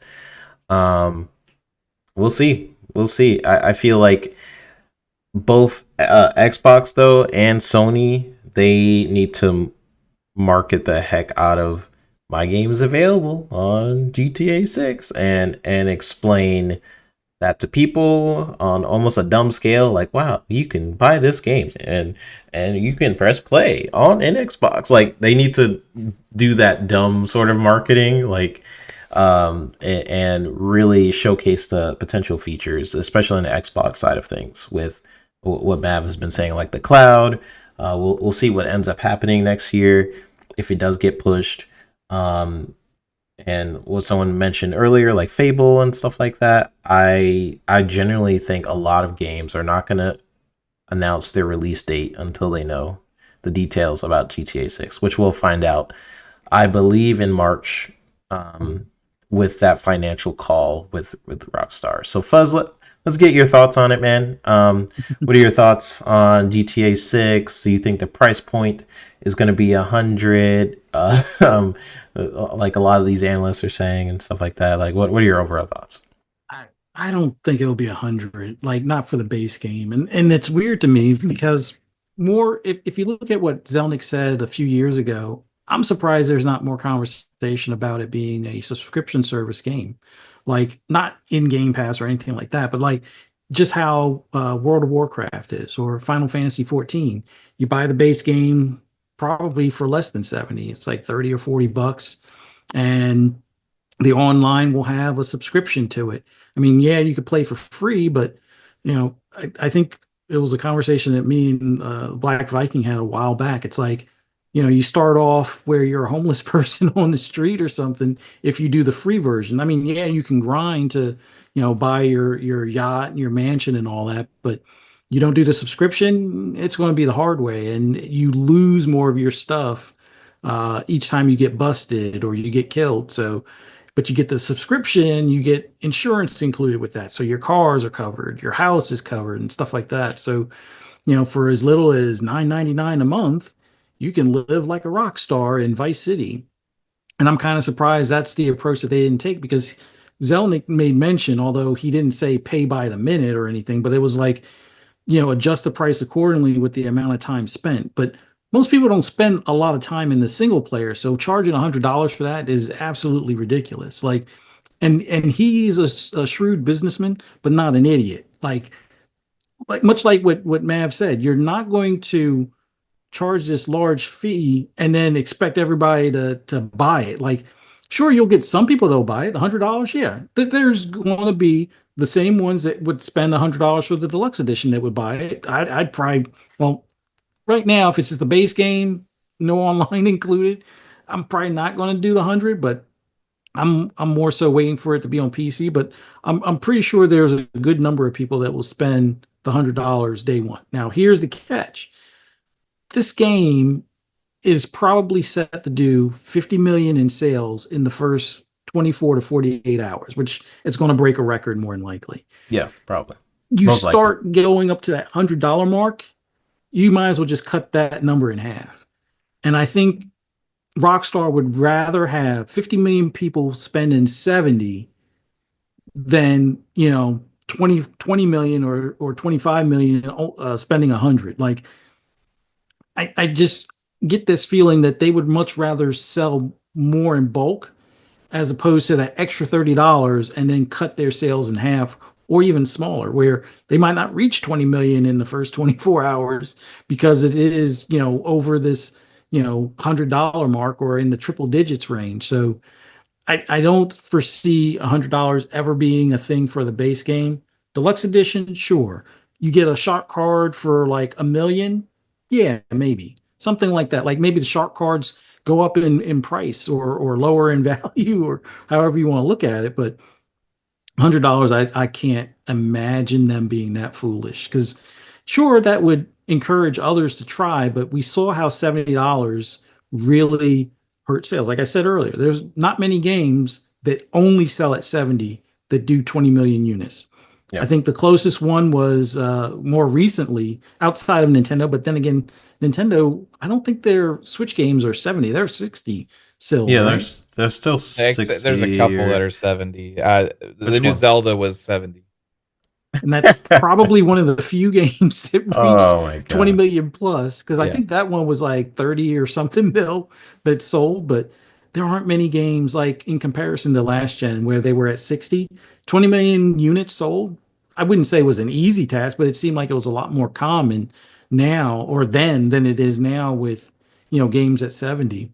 Like your big, time sink games like your Call of Duty, your Maddens, your FIFA or FC Club or whatever it's called now. Those are the games that are going to probably still sell. But like I said earlier, I think even like the first couple of years of this gen, those were still 60 on the previous gen hardware. So a lot of people are still on that. Like Yeah, at least, college football 25 sold more than any other game last yeah, Yep. and that was next gen only. So that one actually year. Yeah. sold hardware. Uh-huh. And GTA 5 being next gen only is going to sell even more hardware for those that are still on previous gen consoles and things. And I like your idea as far as the cloud thing, because I think that's the thing that when people look at the number of how many Xbox sold versus like how many active users, that's the advantage that Xbox has within its ecosystem, that you can be on an Xbox One and do the cloud streaming. Hopefully you got good enough internet, but outside of that, you're still getting a series console version of that game that you're streaming on your previous gen console. So that's an Yeah. advantage that at least Xbox And- has to fall back on. But I think that Series S being under the $300 mark is going to be an easy win. I mean, for the price of, let's say it is $100, $400 out the door, you have GTA and a new console. I think that's an easy sale, considering everything else is going to be 400 plus just for the box. So I don't know. I don't think the price honestly is going to be 100. I think it's going to be 70.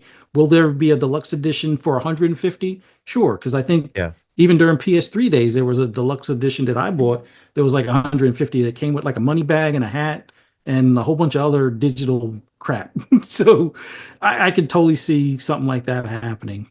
Do I think Fuzzy, it?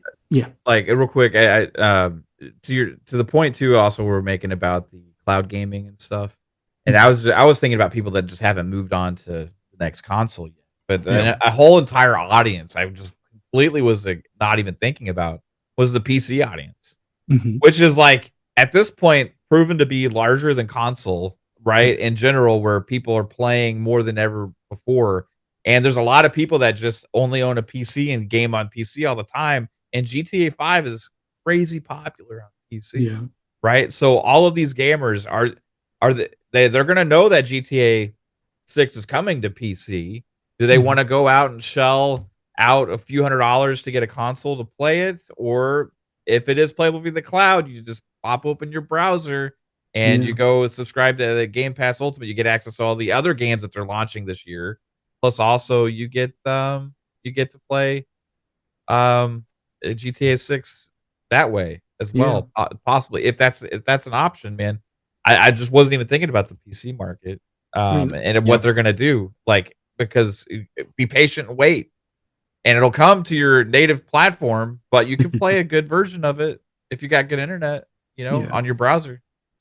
And Yeah, good there's point. going to be people that do that, because like look at how many people bought it on PS3 and then bought it again on PS4 and so on, and like even this generation, which yeah, they did the ray tracing in the game and they didn't do that in the PC version, but there's mods that can put ray tracing in the PC version.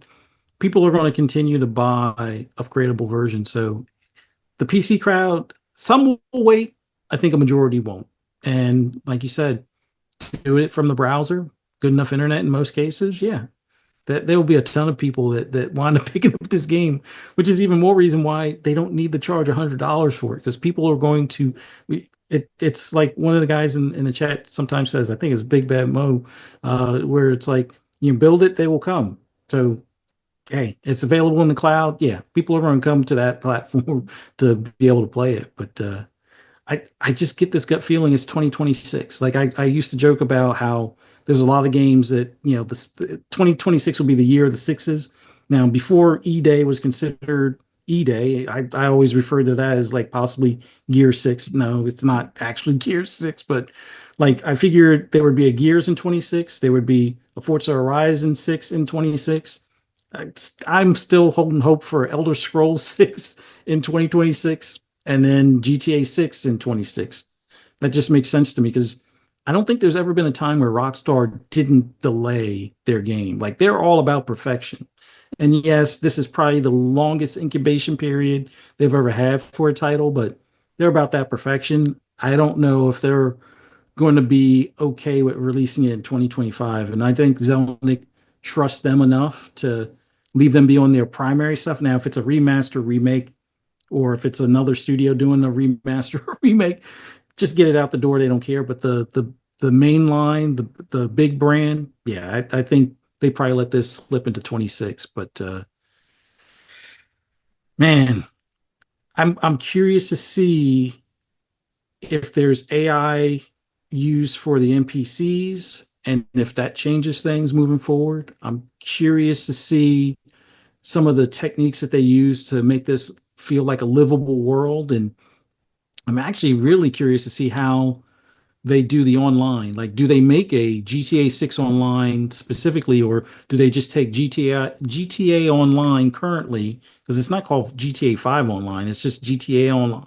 Yeah, it's just Online. GTA only. Do they Yep. just have it where, oh, we can tell by your uh, library of games that you already own GTA 6. So this island or Vice City is open to online for you because you made the purchase, or are they just going to make it where it's accessible just like any other, GTA Online, where eventually I think they sold it separate for what, $15 or $9 or something, that they're selling Yeah. GTA Online as a separate Yeah, because it SKU. used to be a part of GTA 5 just naturally. And then Mhm. I think what they're trying to do, Fuzz, is akin to the Call of Duty, like make a hub sort of Mm. menu. Because it's something they did with the PC version too, where they just start making everything like a hub. Like you have to Yeah. download the Rockstar thing in order to do it. But yeah, go ahead. I didn't mean to interrupt, but I'm pretty sure that's what they're doing. Yeah. So there's going to be a lot of things I think this game does to kind of, I wouldn't say completely change the industry, but they will have some examples that, some of these studios will copy, whether it's for the good or for the bad. I'm just curious to see what this game does from an AI standpoint, not necessarily AI like chatbot or anything like that, but just the NPCs. Because they used to talk about, oh yeah, you could follow the NPCs, and sometimes they'll get into a fight with you or whatever if you follow them too close, kind of thing. Like, are we really going to be able to do that and have it where they seem more lifelike or seem more, reasonable? Is like, oh, they wake up in the morning, they drive to work, they go into this building 8 hours later, or 8 hours in the game, they come out, get into their car, and then drive back home, kind of stuff. Or are Mm, we going to see where it's like, if you start a shootout in certain areas, do they still attack, or do they all run away? Or how many of them call the cops? Or is it like, if you take out the witnesses before they call, do the cops still show up, kind of stuff? So there's going to be a lot of things I think in this game that's going to be an improvement over what 5 did. But I'm just curious to see what those things are. Like, I'm hoping we get a updated trailer, but I get a feeling like, depending on that financial call, was it in March or whatever, if we don't get a trailer either shortly before or shortly after, yeah, it's probably delayed. But we'll know by the financial call and whatnot. But yeah, yeah. looking forward to it. Yeah, I'm completely looking forward to it, and especially because 5M, they purchased 5M. A lot of the Mhm. PC community loved what 5M did to the game. They essentially made GTA 5 like a completely different game on PC, where on the base console version you could do the typical stuff. You could do the missions that Rockstar gives you. You can do like some racing and custom missions that people have made. But the 5M version made it so you could be a cop if you wanted to, and you could actually take calls, and you could they had like custom made websites, and if you want to be like a serial killer, you could actually like play the life of a serial killer, like tie people up, and like you can't do that in the base version of the game. So GTA 6, it kind of opens up this whole other um way more detail and what you're able to do in the game. And I've seen some leaked stuff about GTA 6. I don't know what is real or not, but it just gets into stuff I'm really excited about, like the response time of the police, and the details on like the weather, how you can have like hurricanes now, and you actually have to take cover or you'll get sucked into the hurricane or tornadoes and stuff like that. Like it just seems like a good evolution of what I wanted in the fifth one. Didn't even realize I wanted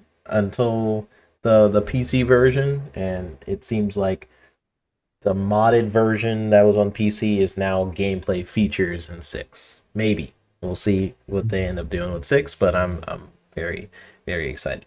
I'm gonna read some peeps in the chat, and then we'll get to our last topic. But appreciate everybody for jumping on in. You guys are awesome. I really do appreciate it. Sotness says he means to sit down on the couch with a controller, small type of ad. Yes, he's essentially just talking about like the type of ad that I would do for Xbox, for GTA. You gotta have the casual ad, like be like, hey, with the Xbox, I can play GTA 6. Like those ads that kind of appeals to everybody, where it's so casual that everyone can kind of get what's going on.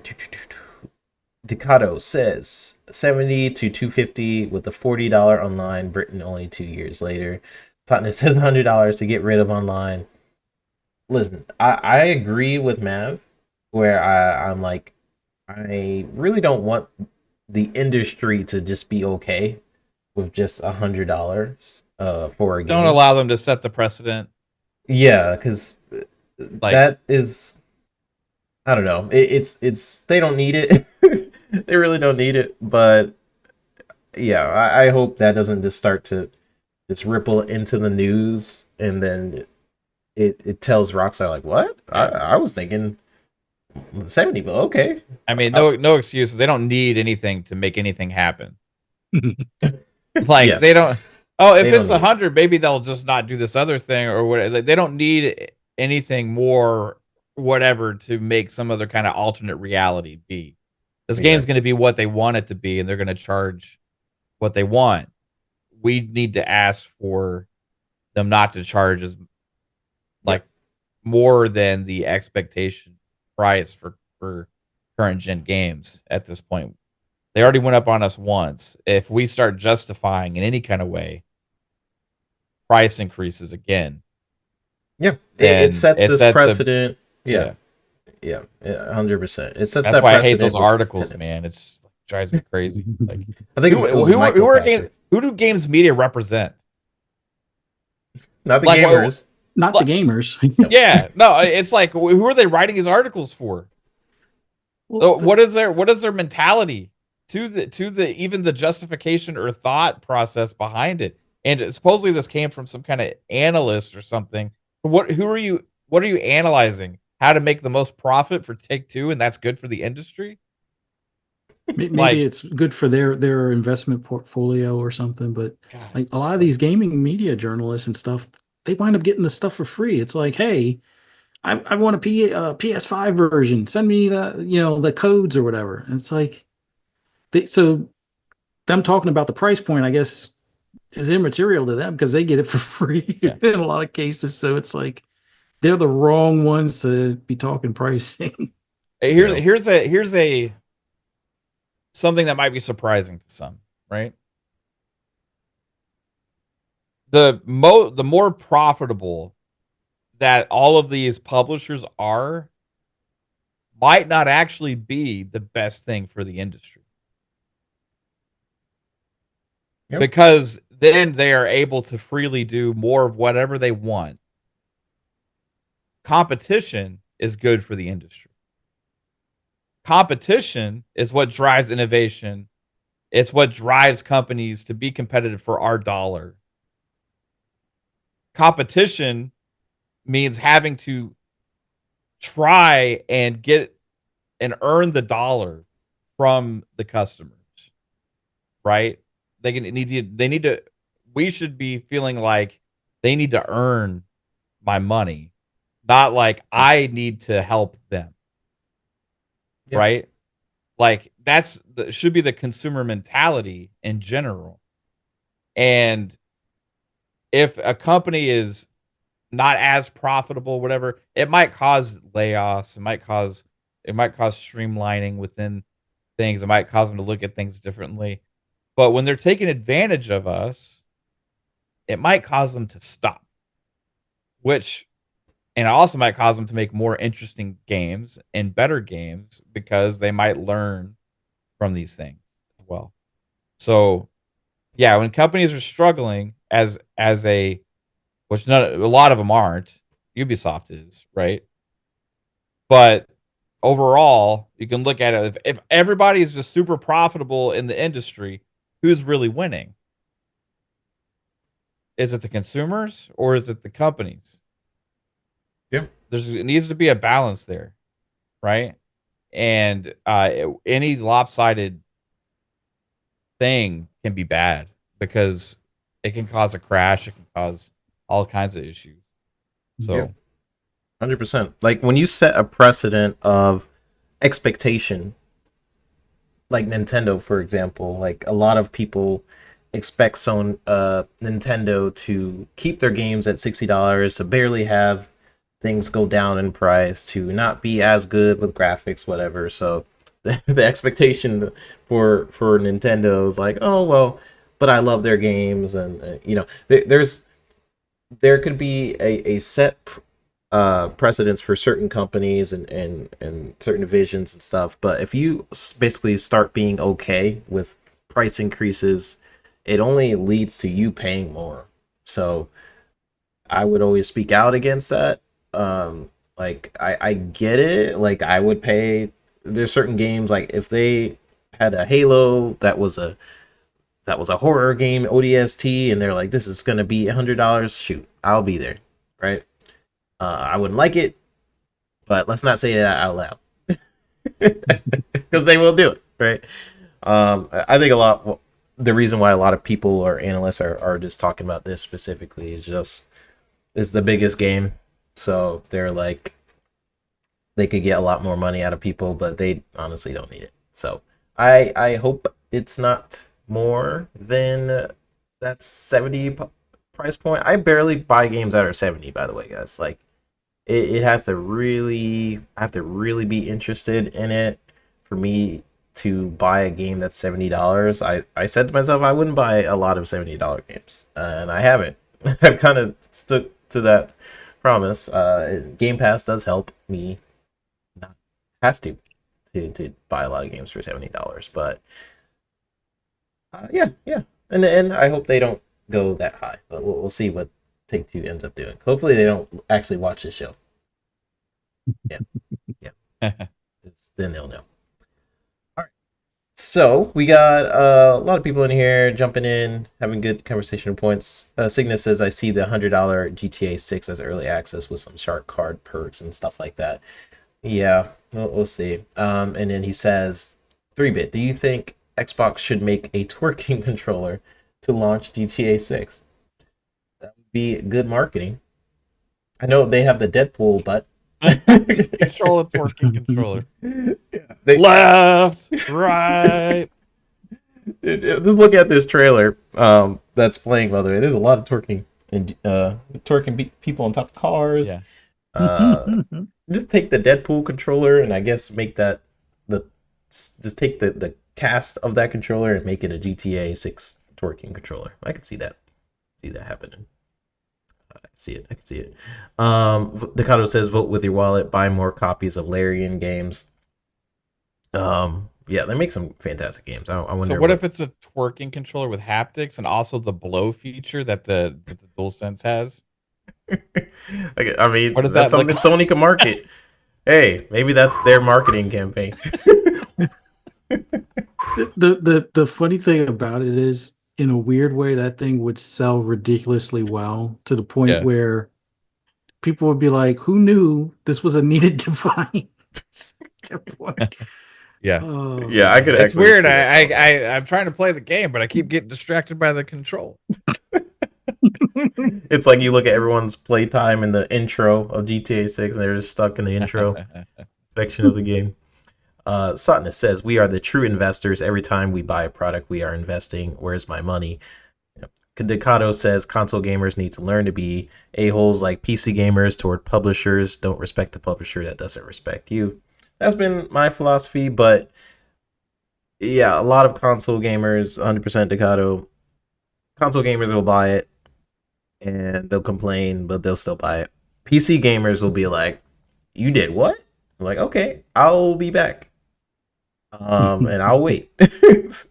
PC gamers have a little bit more oomph to their purchases, but they, yeah, they definitely do speak more with their wallet than console gamers, and maybe that is, I don't know what that is a result of. Maybe it's just the PC fan base. I'm not sure where that actually comes from, but very interesting. Sappho says, I don't buy $70 games often, but I'm always looking for a sale. Yep, that is me. That is me. All right, let's jump into our third topic. This one is a lengthy one, and it's actually I got the video up here. It's kind of like we talked and speculated about many things on this show. Where the industry is headed is a circulating topic because it leads to so many different branches of conversation, of which I'm personally passionate about. And hope to ask this to Jez, but it's fine. Well, I thought we would bring up one of his articles, courtesy of Fuzz, and just kind of go into it a bit because one, it's greatly written article, and it kind of goes on what we talk about on this show, which is the balancing act that Xbox is kind of attempting. Microsoft has a history of just trying new innovative practices before the industry is really ready for them, where it almost becomes a detriment to their successes. If you were to picture a scenario of Xbox, PlayStation, and Nintendo around like a pool or something like that, PlayStation kind of dips their toe in the pool and they're like, it seems like I could maybe jump in. And they look over and at Xbox, and Xbox is already like wiping their feet on the pavement. And Xbox basically just shoves them out the way, cannonballing into the pool. And you're like, oh, the water's fine, boys. And then you get the journalists all wet from the water, and then they say Xbox is dead, all the different stuff.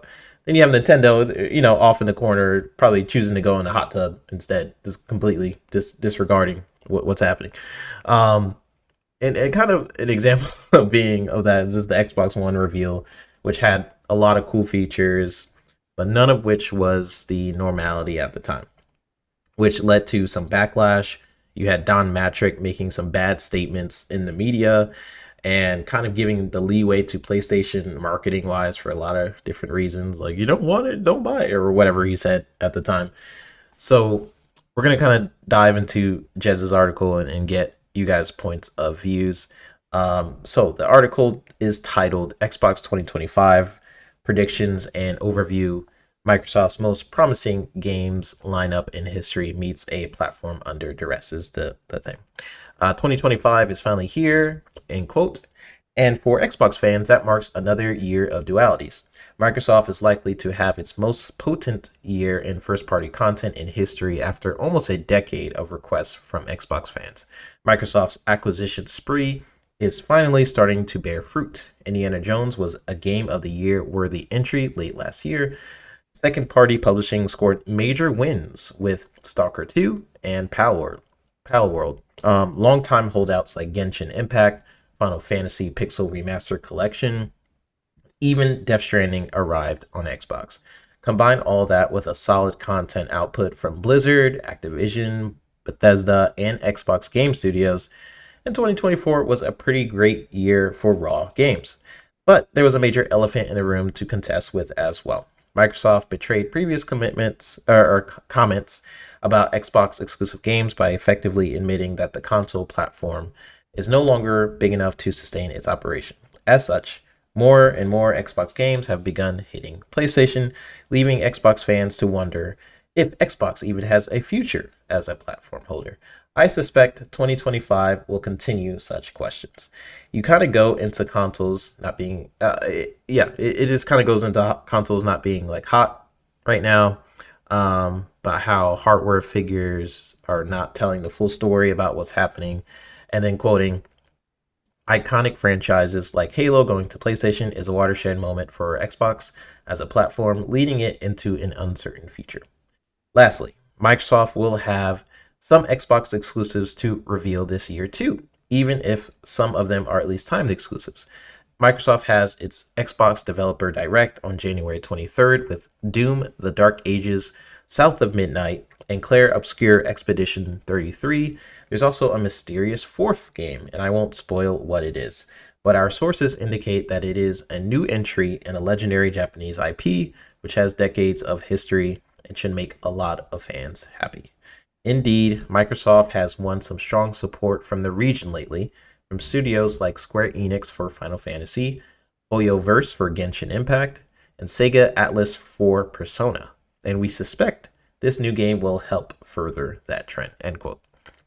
So, great article. I know that from my perspective, it tends to be an anomaly where people think every week that, Xbox is going to die.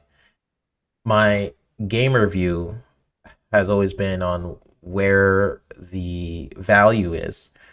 And Game Pass has been kind of like a godsend for me, but in my opinion, like business wise, for those who are saying Xbox is getting out of hardware, currently it makes sense for them to grow from the console, not really getting rid of it, to always have that as an option, especially since most of their current user base on Game Pass is already on there. They're already on console. So do I eventually see both platform holders devalue the consoles in some way? Yes, but that's just because that's where I kind of see where the future could be headed for both Sony and Xbox. Like I could see this being the ecosystem wars with PlayStation Store, like PlayStation Store and Xbox, right? So while PlayStation can boast about console sales, they kind of lose the battle quite a bit in software. We talked about having the top most sold games on PlayStation now being Xbox IP. On Xbox, you get Minecraft, Call of Duty, Overwatch, etc., jumping in there. And I believe Xbox is kind of just seeing where the industry is headed. It's kind of choosing to compete in a completely different way now that they have this avalanche of IP. And because they've made these strides in kind of growing their ecosystem to be playable on Xbox, PC, and mobile, it's set up. It's kind of set up in a way where it's easier for Microsoft to make these decisions. Like, for example, like PlayStation's premium identity, it puts them in situations where they don't currently put their games on PC day one, which really only hurts their sales. And you really got to ride that hype train. Helldivers 2 was an example on how different ecosystems can grow your own sales at the end of the day. The PC version of Helldivers had way more players than the console version of the game, which is just an example of how Sony could be looking at their strategies in the future. And then you had Yoshida's current statements about the remakes and remasters, which we touched upon. But now we're just in a situation where the top platform holder being Sony, the roadmap is kind of questionable. We're in a situation with Xbox where a lot of people are questioning where they are going as a company with exclusives, like people not really understanding that their lack of exclusives or where Halo and Gears and stuff is going. I mean, listen, I would have loved to be in a different universe where we got Dark Phil and he's at the FTC hearing and he's being like, Call of Duty is mine, right? And Sony's not getting nothing. Just to see what that head-to-head would look like. But what I believe we see is Microsoft kind of looking at the console market, seeing that there's the same amount of players each generation on consoles specifically. So Xbox and Sony, they're kind of fighting for that same user base every single generation. Meanwhile, PC's growth is almost unimaginable. And you have a huge market with mobile being bigger than consoles, though more casual. And then you have people that will never change their ecosystem. People still being on PS4, people still chilling on Xbox One. They're just chilling. They're not willing to move. So I believe Microsoft is tackling the people with their tactics that will never leave their ecosystem regardless. So with that in mind, Mav, everything I talked about, the article, which kind of dives into a lot of things. He kind of talks about the upcoming Dev Direct. He talks about Xbox's strategy kind of being an elephant in the room for a lot of like people on the outside. You have him talking about the strategy with the second party publishers with Stalker 2 and Power World and stuff like that. Like them making strides with Japanese publishers. So a lot of things to hit on. So my question to you is, when are we getting Half-Life 3?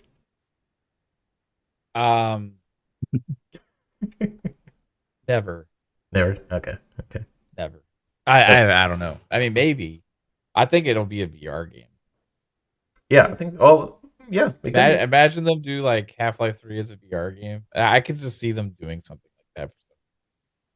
Yeah, I mean, they're the ones. They did that other VR game, right? The one that like was very popular. Yeah, Alex. Yeah. That was a good game. I played it a little bit. That's the only VR game where I'm like, yeah, this changes things. Yeah, I don't know. I'm just kidding. I hope it. Yeah. I hope they do that. But like, yeah, I don't know, man. I don't know if we'll ever get it.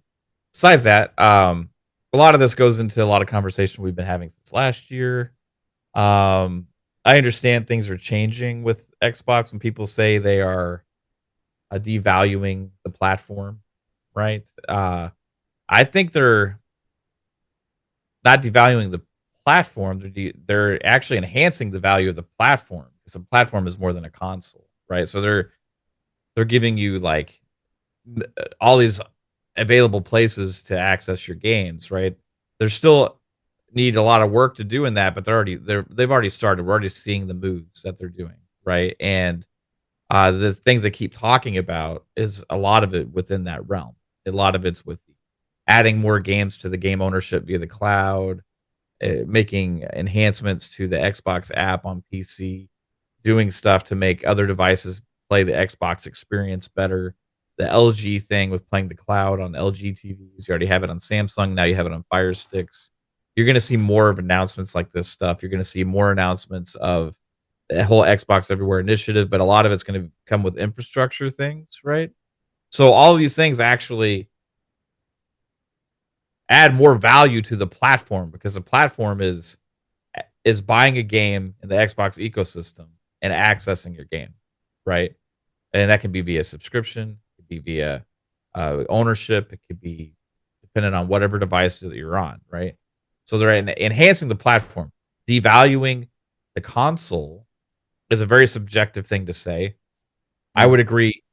Devaluing the necessity to have a console is very different than saying that the console itself is devalued, because that's up to the person and how they enjoy playing their games, right?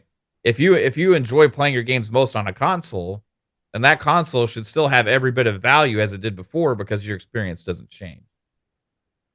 And with the future hardware that they've already said they're working on, that I think we may get an announcement of officially this year. In fact, there's rumors that at the next, if they do another business update event, that they're going to be talking about hardware there also, right?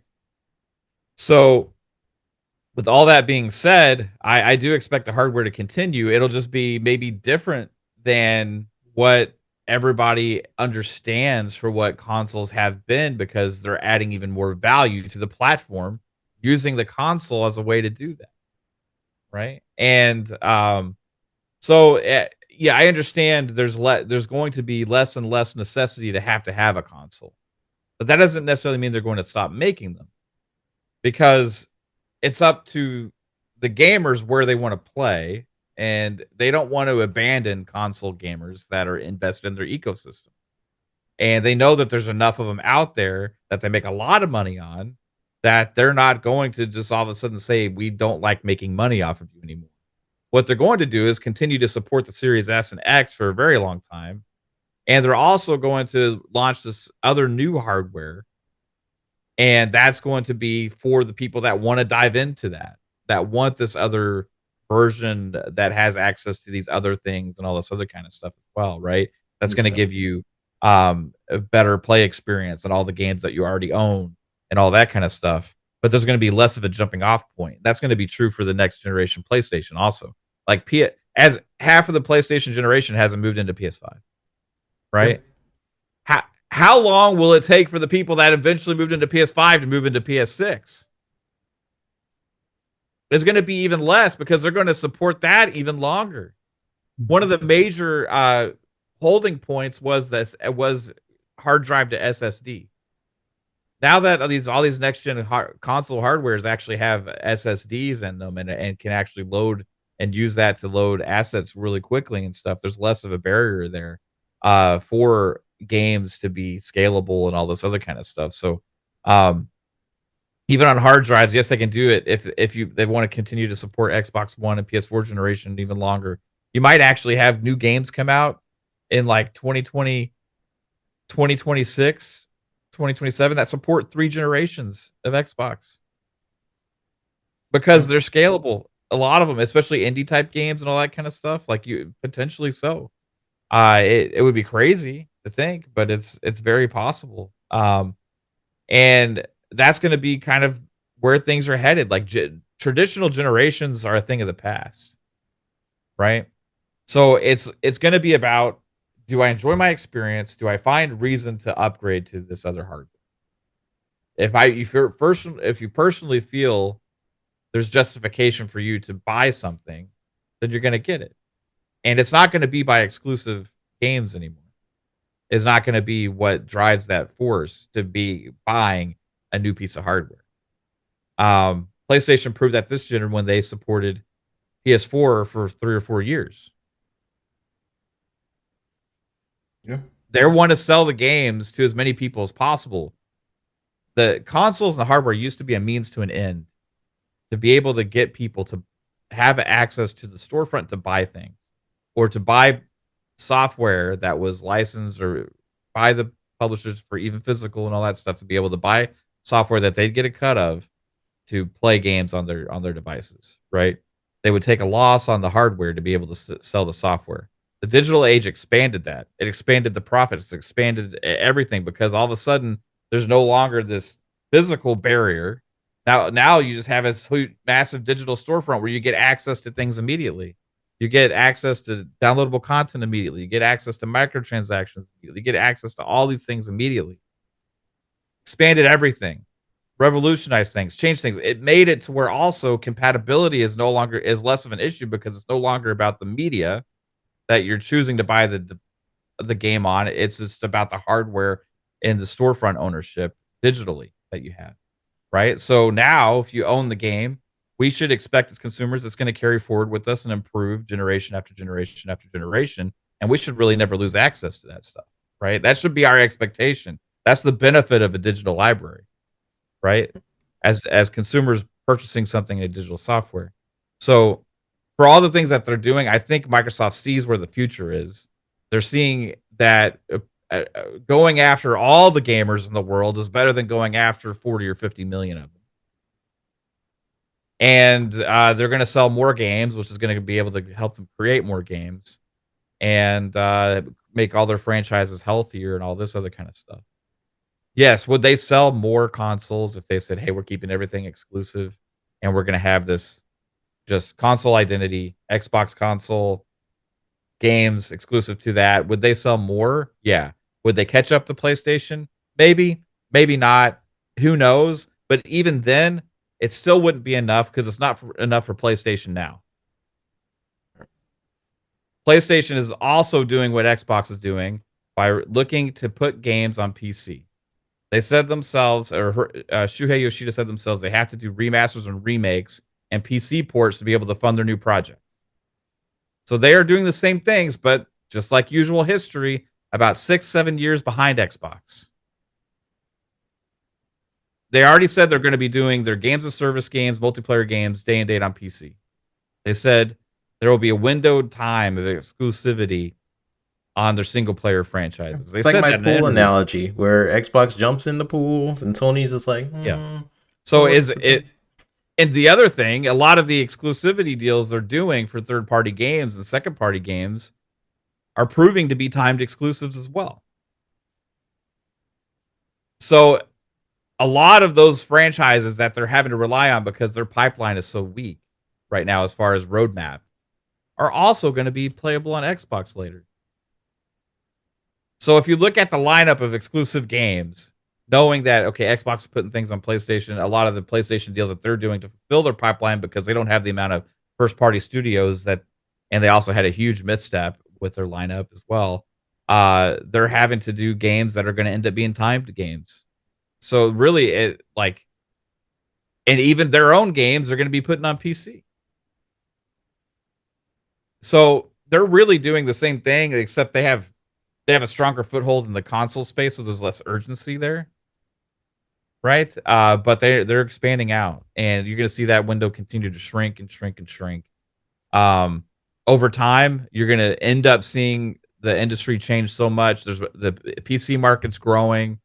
My daughter for this year, what did she want for Christmas? She wanted a gaming laptop, right? I share my Steam library with her for her laptop so she can play. She's been playing Baldur's Gate 3, bro.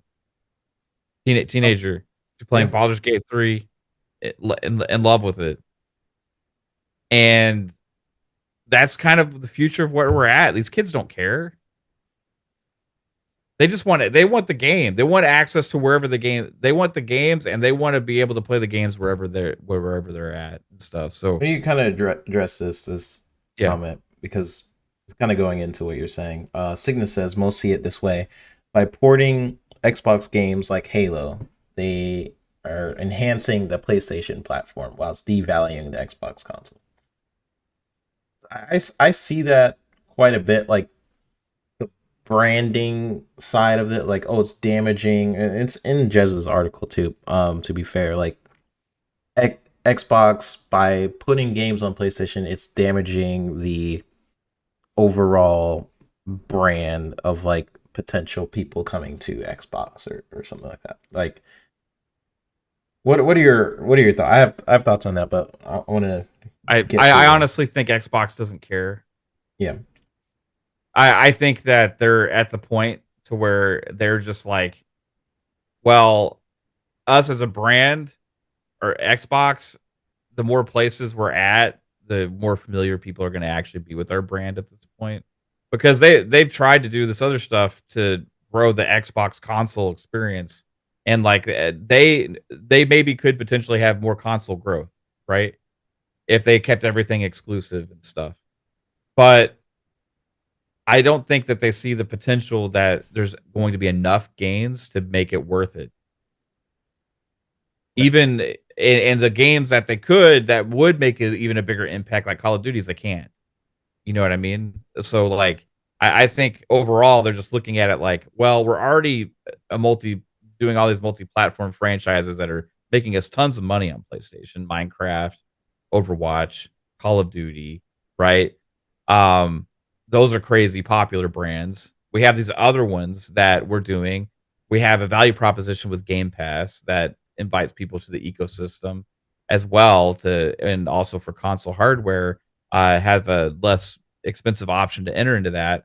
So those are like selling points to Xbox. But nobody's going to buy an Xbox to access the Master Chief Collection.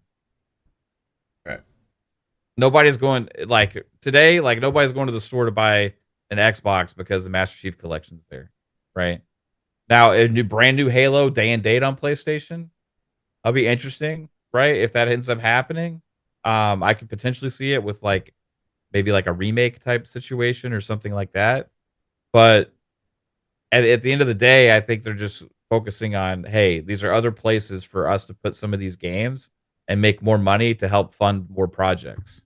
Yeah, right. I feel kind of like what PlayStation's doing with PC, except they're just doing it on a grander scale. Yeah, that's what I was about to say. Like and they'll do it on Nintendo how that's too. Changing. Like the messaging is kind of changing. Because I remember there was a time period for Sony fans that like Sony would never put their games on PC, right?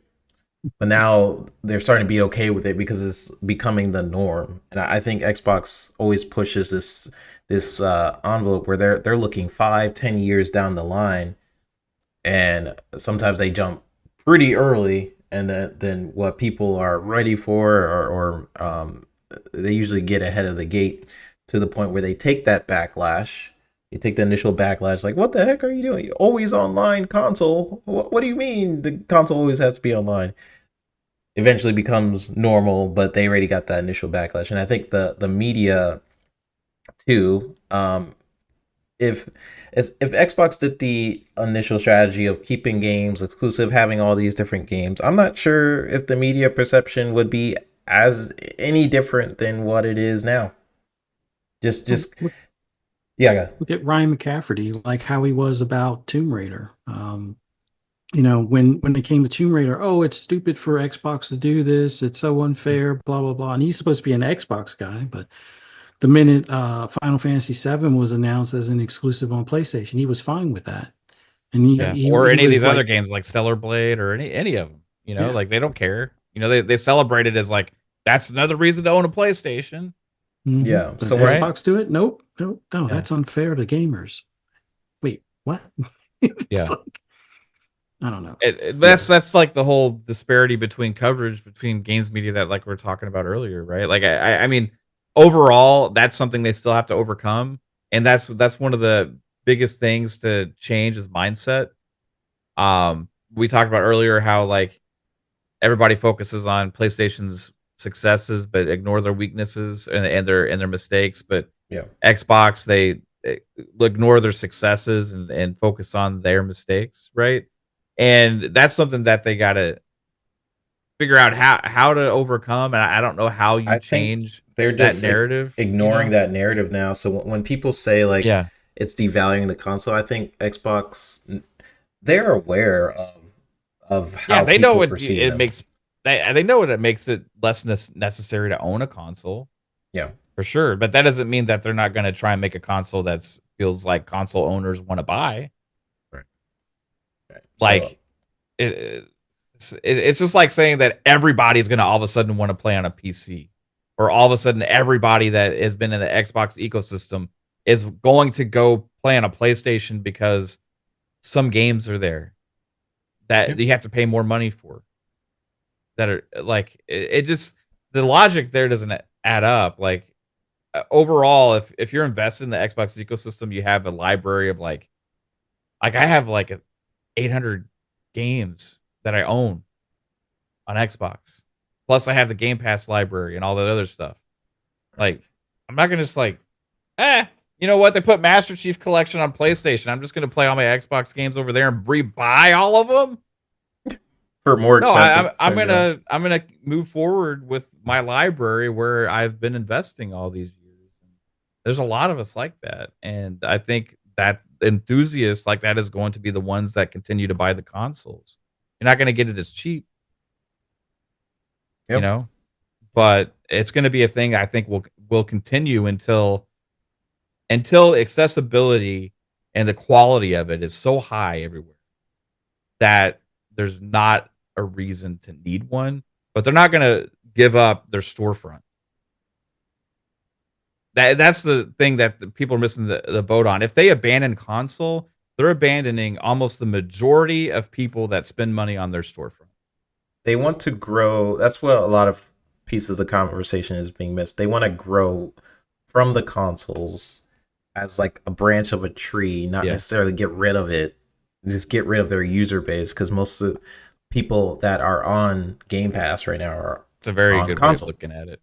Yeah, they want to grow from that, and I think business wise, it makes sense. Like what you're saying about your library and stuff like that. A lot of people are comfortable in their ecosystem, so Xbox is looking at that and being like, why fight for the same amount of console users every single generation when we could just be like, here's Halo on PlayStation.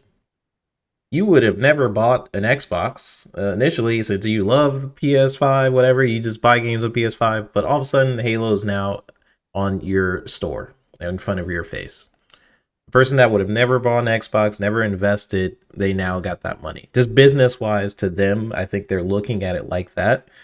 To the hardcore fan base who are so used to console exclusives versus console exclusives, they're going to look at it as Xbox is dead and different stuff, despite Xbox making way more money in these situations now.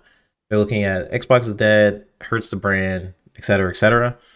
Like, do I think it could damage the brand? That's something we'll see. But my whole thing is the media has been chastising Xbox anyways.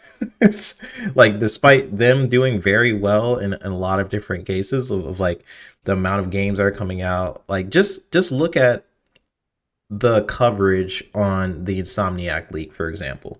A lot of the media refused to cover it, saying like, "Oh, our friends are involved, and we don't want."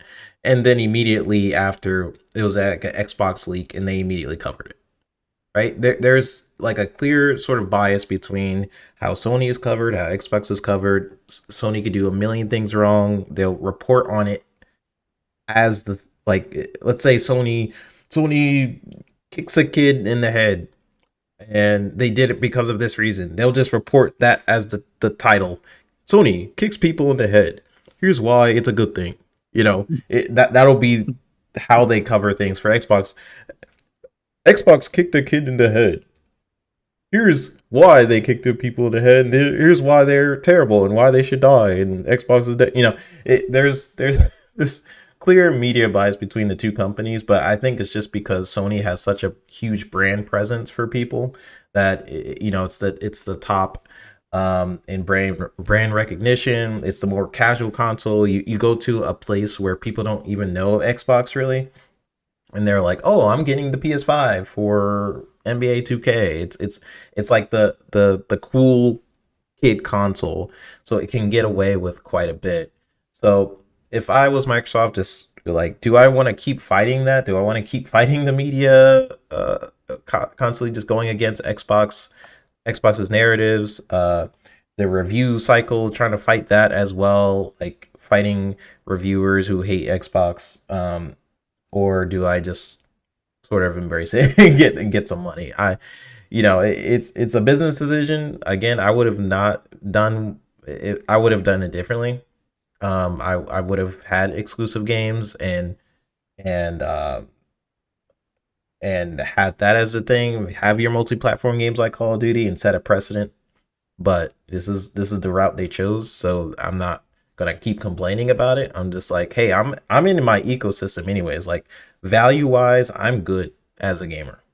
Like, I'm chilling.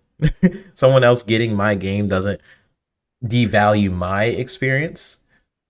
I know in the console war mindset for people, it can damage that because you don't get as much ammo. You're like, haha, we just got Gears E-Day. And it's only coming to Xbox. Like, we just got, Outer Worlds 2, and it's only on Xbox. You don't get like that side of the argument. That side is definitely lost. And the Twitter spaces, of arguments and stuff like that, very entertaining. But business-wise, and my value it hasn't really been affected. In fact, because they're doing these moves, it's almost like I'm getting more in some weird way. Like, because they're investing all these games into PlayStation and stuff like that, they're getting more money, and then they're investing it back into the Xbox ecosystem. And then games are a lot cheaper on my end. Like, imagine Sony all of a sudden putting Last of Us 3 into PS Plus day one. Like, you can't imagine it, right? Like, they did that with Horizon, and then they complained that it was like, oh, everyone's just buying Horizon and PS Plus. We're never doing that again. Like, Xbox is in such a position where I feel like people kind of take for granted the amount of things that are in the ecosystem of Xbox. It's just really good value, honestly. There's a lot of positive things for the Xbox brand. They will have to fight that messaging, but they've always had to kind of fight the messaging of trying to appease to the casual crowd. I mean, again, you had an Xbox guy like Ryan McCaffrey basically be like, why is Xbox doing an exclusive game? How dare you? And then immediately being like, Sony's doing exclusive. Here's why it's good. You're always gonna fight the media on that. So it's like, is it really devaluing? Maybe, but you're gonna get those people regardless that hate Xbox. So just embrace the hate, I guess, and deliver us some games. And that's what they're doing. So great topics, y'all. Any lasting thoughts? Fuzz, getting to you. Any lasting thoughts? I think the big thing now is like the direction Xbox is headed. If you take a step back and look at where things might be headed, and I always gotta look at Xbox or Microsoft in general. A lot of times, like you kind of use the analogy with the pool and everything, they're way ahead of the curve, sometimes to their own detriment. But I have to ask, how many people would love to be able to sell or trade or share their digital games and know that they own their digital games? It's one of those features that, sure, at the time it seemed like it was a bad idea about that always online, but looking at it now, it's like, oh yeah, I would like to be able to get some of my money back on the digital games. Now, would it have killed GameStop? Probably instantly, as opposed to them kind of not really hanging on by life support, but they're hanging in there. But it would have definitely taken them down a notch, and maybe it would have even taken down a lot of other electronic stores down a few pegs even faster, like Best Buy with not selling physical media and stuff. So I have to look at what they're doing now. Maybe there is a sign, and looking at a lot of the money that PlayStation is kind of wasted or dwindled with these canceled games, which development time and salaries, building expense, the operating costs, all of that goes out the window, and you're not going to recoup that. Sure, you could write that off in the loss column and kind of offset your profits, but at some point it may even exceed your profits to the point where it doesn't even make sense for you to be in business at that point. And I'm not saying they're closing shop, but maybe them trying to catch this hotness of doing games as a service, which Ubisoft is trying to do themselves, and you see how it's worked out for them. Although I think it's more so mismanagement of Yves than anything. It's kind of run them into the gutter.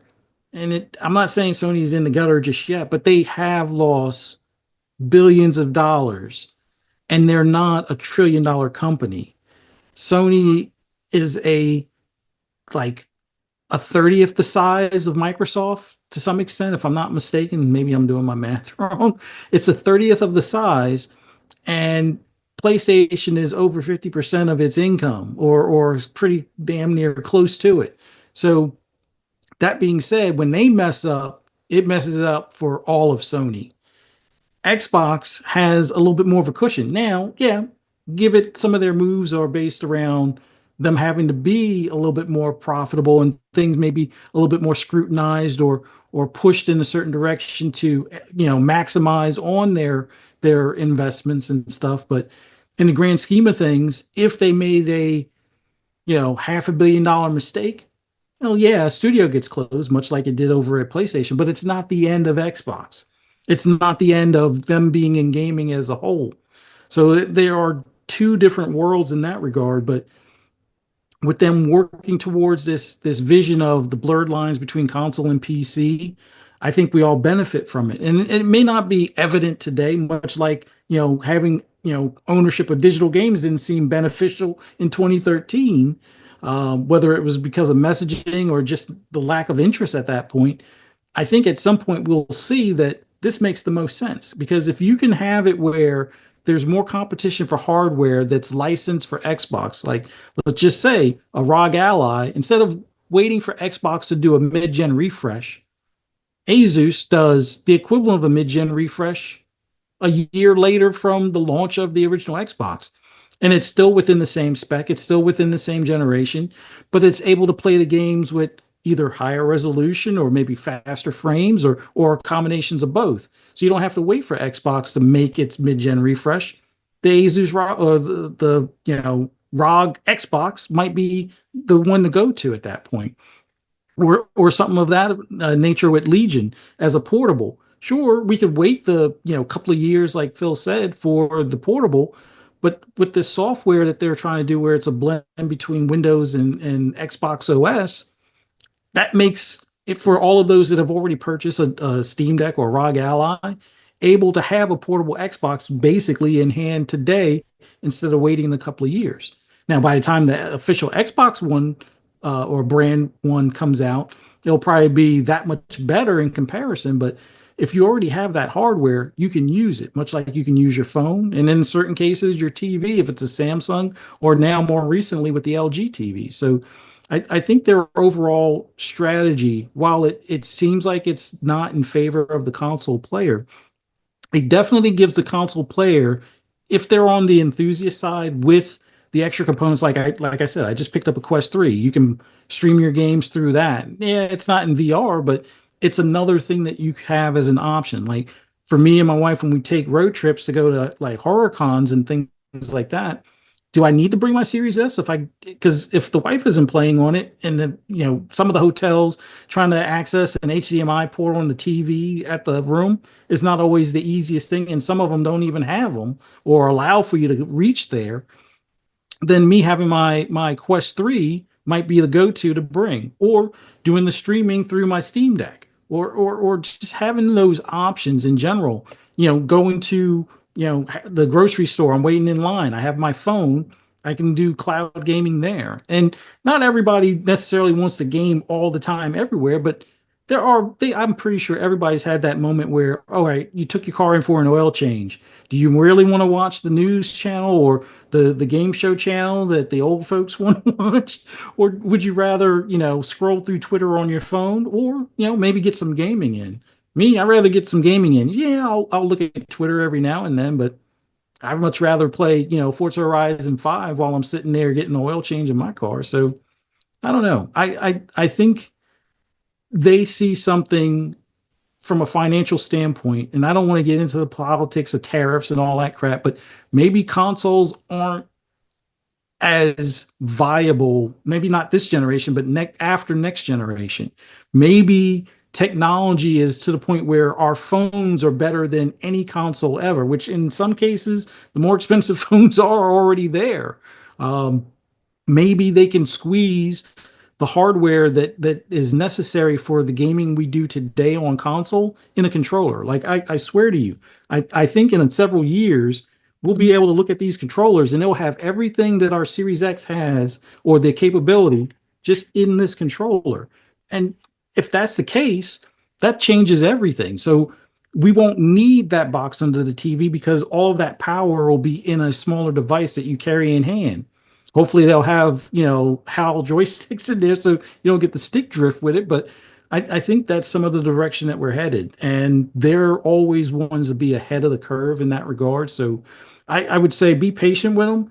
Yes, be vocal in regards to things that may concern you. But I beg of you, start asking for digital ownership of some of your games. Like that needs to be a thing. Yep. As a whole, we need as gamers, not just the casuals, need to start asking for that stuff.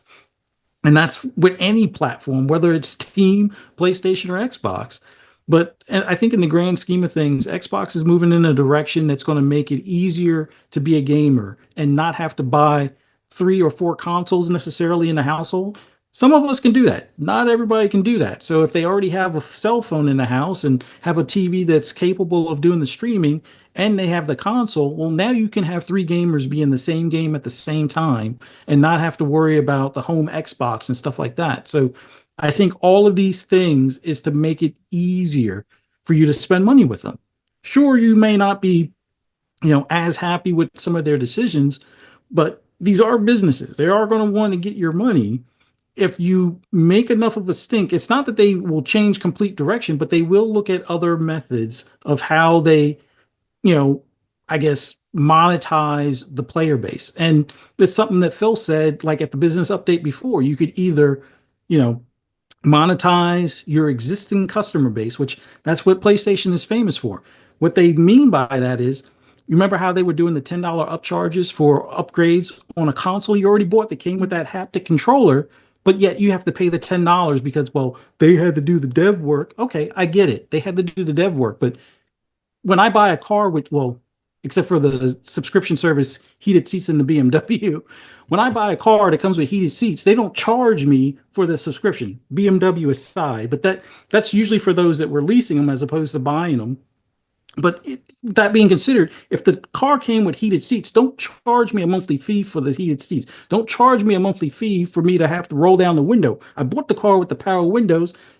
I don't have to pay you anything extra other than what the car costs and what I have on the loan or whatever the case may be. So PlayStation is famous for monetizing their customers, nickel and dime you every step of the way when they can.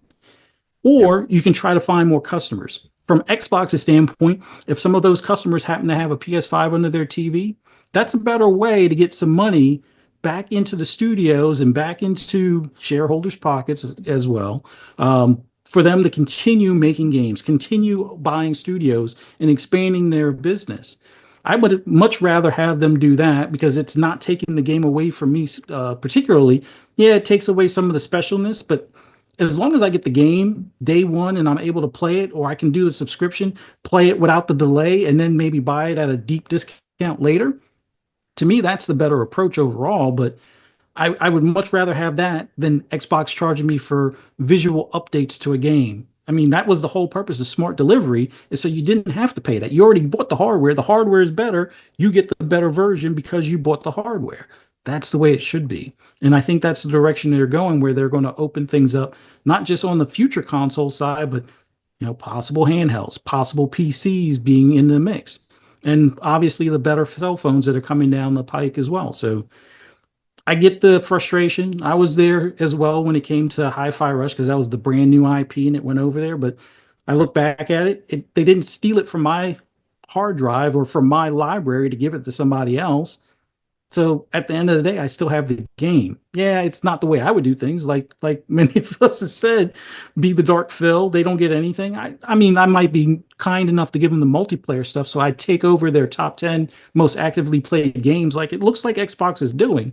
It seems like there's a diabolical plan in there somewhere where if we can get the top 10 games from Xbox Studios over there for their multiplayer or their most played games, guess who's benefiting overall from the rewards or the finances? Well, shareholders obviously, but us as gamers, because all of that's coming back to the studios. All of that's coming back to the company. They already have 100%. That.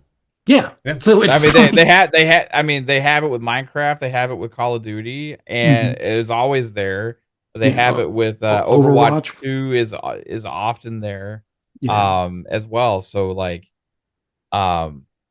if they put more, could you imagine if they have like 5 of the top and for played, each one of those games, that's one less PlayStation game that could possibly be there. Yeah, that's basically sucking the oxygen out of their studios over at PlayStation. Like, yeah, they're canceling these games as a service, but even if they release them, if they're not charting, and the ones from Xbox are, how's that going to pan out? Is it eventually going to be to the point where they have to close those studios or cancel those games or shut them down or whatever because they're not earning the revenue? Yet their competitor is getting 70% on all the other games on the list, and they're only taking 30 as opposed to the 100% that they should be getting from their own games as a service. So it may not be ideal for us console enthusiasts, let's say, but I think in the grand scheme of things, it is going to make for a healthier, better longevity version of Xbox that will be more flexible for the customers, not just the ones that are already in the ecosystem, but those that will be coming along as well. Even if they have a different brand box under their TV, they still will benefit us all overall as a whole. I've rambled enough. So, bro, you spitting facts. That was crazy. No, 100%. Like, imagine also you said something about like when PlayStation basically double charges you for different things. Like, imagine you already being on PC because let's just pick a game like Counter-Strike 2, and you buy Counter-Strike 2, like, oh, we just did a visual update, let's charge you again. Like, that doesn't go as well over for the PC fan base, because what do you actually, if you already have like a good rig, a 4090, or something like that. What are you actually paying for? And that's essentially what Sony is doing with these remakes and remasters, games that are not even that old. They're like 4 or 5 years ago. Like obviously you don't need to charge them again. It's basically like a PC update at that point, like a patch, and then charge people again. But I mean, I digress. That's kind of the conversations that will never go up in mainstream media in a lot of different ways. But I'm glad we get to talk about it here on this show, and I appreciate everybody for jumping on in. E-Rank said something really funny earlier. You basically was saying, situation, Sony kicks toddler in the face, the headline, reckless toddler crashes into Sony's foot. Yeah. That made me laugh so hard. Read some of your comments, and we're gonna get on out of here. Jez did say he wants to make the next show. He just messaged me, so we'll see. We'll see what happens with that show. But I appreciate everybody for dropping on by. Decado says trucks are blocking my net. Oh, sorry about that. Cygnus says also those games as a service games cancellation tells them games as a service games ain't it. I'm actually glad it happened. I feel like it's backwards, bro. Like a lot of it's not because of games as a service games not being successful. It's Sony not being successful with games as a service games. Like the top 10, top 20 things on the list, if you look at the most sold games on PlayStation, they're live service games. Most of them are live It's service. just a hard market to crack into, but like it is hard. It's possible. Marvel Rivals just did it. They're doing massively well. Any game that succeeds in that market is growing the market, but also taking away from other games as well. So it's like it's a huge competition. They had the one success with Helldivers 2, right? Because it took off really well on PC. We'll see if any of the other ones pan out. But it's you got to go all in on it if you do it, or you have to start small and grow big. Yeah, you got to start small and catch fire, and then Sony's not willing to do that part. Like they want it to be big from the jump. Yeah, it's not big. They're just like, we'll cancel it. So it is hard to do live service games for sure, but Xbox has Microsoft has a ton of them that have been successful. Yeah, they set themselves up for success because Microsoft kind of started off with a lot of live service games, so they're just kind of ahead in that regard. So I'm still hoping, again, I want people to have the mentality that it's okay for Sony to try this, to have some online in their games. Like the expectation for a Halo game, for a Gears of War game, that there is single player and online. But for a Sony game, it's like, oh, it's okay. It used to have online in the first one, but it's fine if this one doesn't have it. Like the expectation is completely different. And I expect a lot from the top platform holder that people regard as, the best, the premium. Premium for me means including, not excluding features. So we'll see. We'll see what happens with that. E-Rank says it makes zero sense to keep multiplayer games off any platform. Player base is literally part of those games. Makes no sense for Helldivers 2 to not be on Xbox or Nintendo if it can handle it. Yeah. My mindset has definitely shifted to that being the case. Like, especially when you get games that it's had pretty good player base for a couple of years, and then maybe it starts to die down, not get as much momentum. That's when, like, the PC user base can sometimes step in, and you'll have more players on the PC side of things. Let's say Xbox. It's just good to have multiple ecosystems kind of bounce off of each other for a healthy player base. So I completely agree. I think it makes sense for multiplayer games for the most part to be crossplay and to support those platforms. And I think a lot of third-party developers are starting to see that. They're like, why should I hinder my player base on day one just to put it on an exclusive platform for the appearance of like marketing? I think a lot of third-party developers are starting to see that. and it's just good to have a healthy player base. If you have an online game, it makes sense to just put it everywhere. Put it on the fridge, put it everywhere. Makes sense.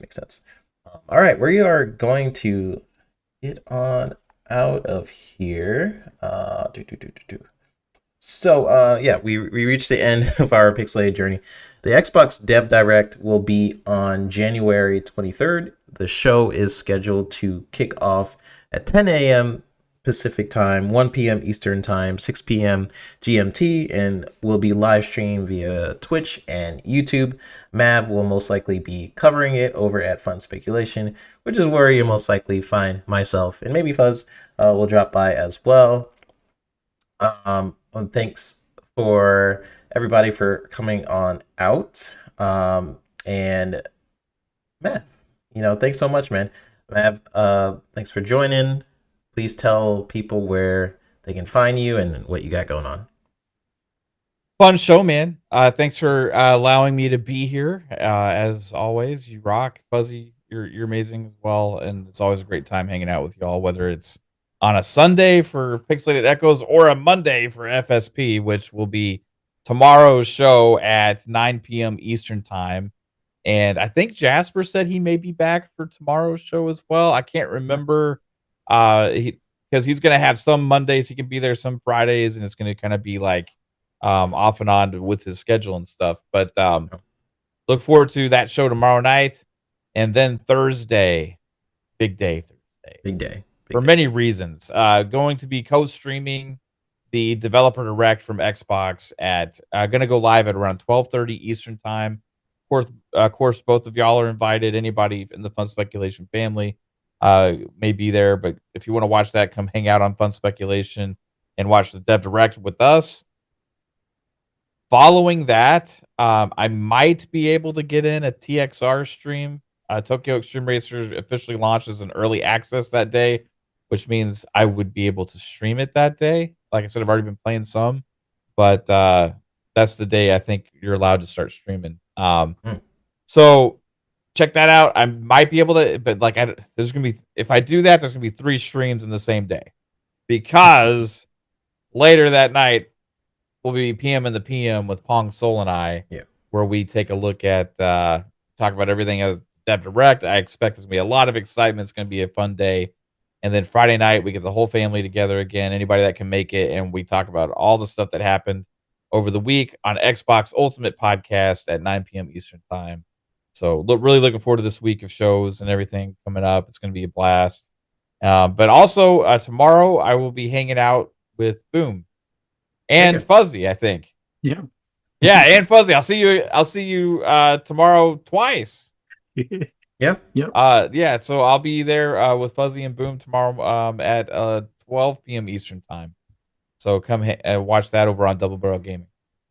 Thank you. Thanks, man. We're going to get like a Pixelated Echoes Part 2, Part 3 today and tomorrow. So that's going to be cool. My co-host, The Fuzz, thanks so much for joining me, man. As always, in the co-captain chair. Please tell people where they can find you on social media. Yeah. As always, love doing this podcast with you, and always love being on podcasts with Mav. So get a double dose tomorrow. It's going to be an awesome time. We're right in days away from the Dev Direct. The excitement's building. I'm looking forward to see what that 4th game and possibly a 5th announcement will be. So it's going to be an awesome time to be a gamer, especially if you're on the Xbox platform. You can always find me on social media except for Facebook. Just do a search for Fuzzy Belvedere. You'll be able to find me and all the podcasts that I'm on. Like Mav and 3-Bit said, I'll be on Double Barrel Gaming, 12 noon, lunch break, Xbox lunch break special. Definitely check it out. And then FSP later on that night. Yeah, we're going to have some fun. So be on the lookout for these podcasts. And have a safe weekend, everybody in the chat. Thank you guys for showing up. Greatly appreciate you. And get some gaming time in, as always. Yep. Heck yeah. How about you? Yeah, as always, we end the show with a thank you to everyone who follows our content. If you agreed with us or not, let us know in the comment section down below on why. If I said something on the show, and you're like 3-bit or Fuzzy or Mav, you're wrong. It was actually this date, and you're wrong, and not this one. Just hit us up. Let us know what we could do to improve the show. All ears here. For our audio listeners, be sure to tell others about the show. Leave a like, tell your friends, neighbors, scream it into a Call of Duty lobby. I don't care. All support is appreciated, but never expected. We're gonna try to get Jez on again. He's been messaging me, so we might see him on the very next episode. We'll see. A lot of toast and beans could be in the future, so just keep a eye out for that. I am 3bits, and we are signing off. See you guys on the next episode of the Pixelated Echoes. Bye, y'all. Peace out.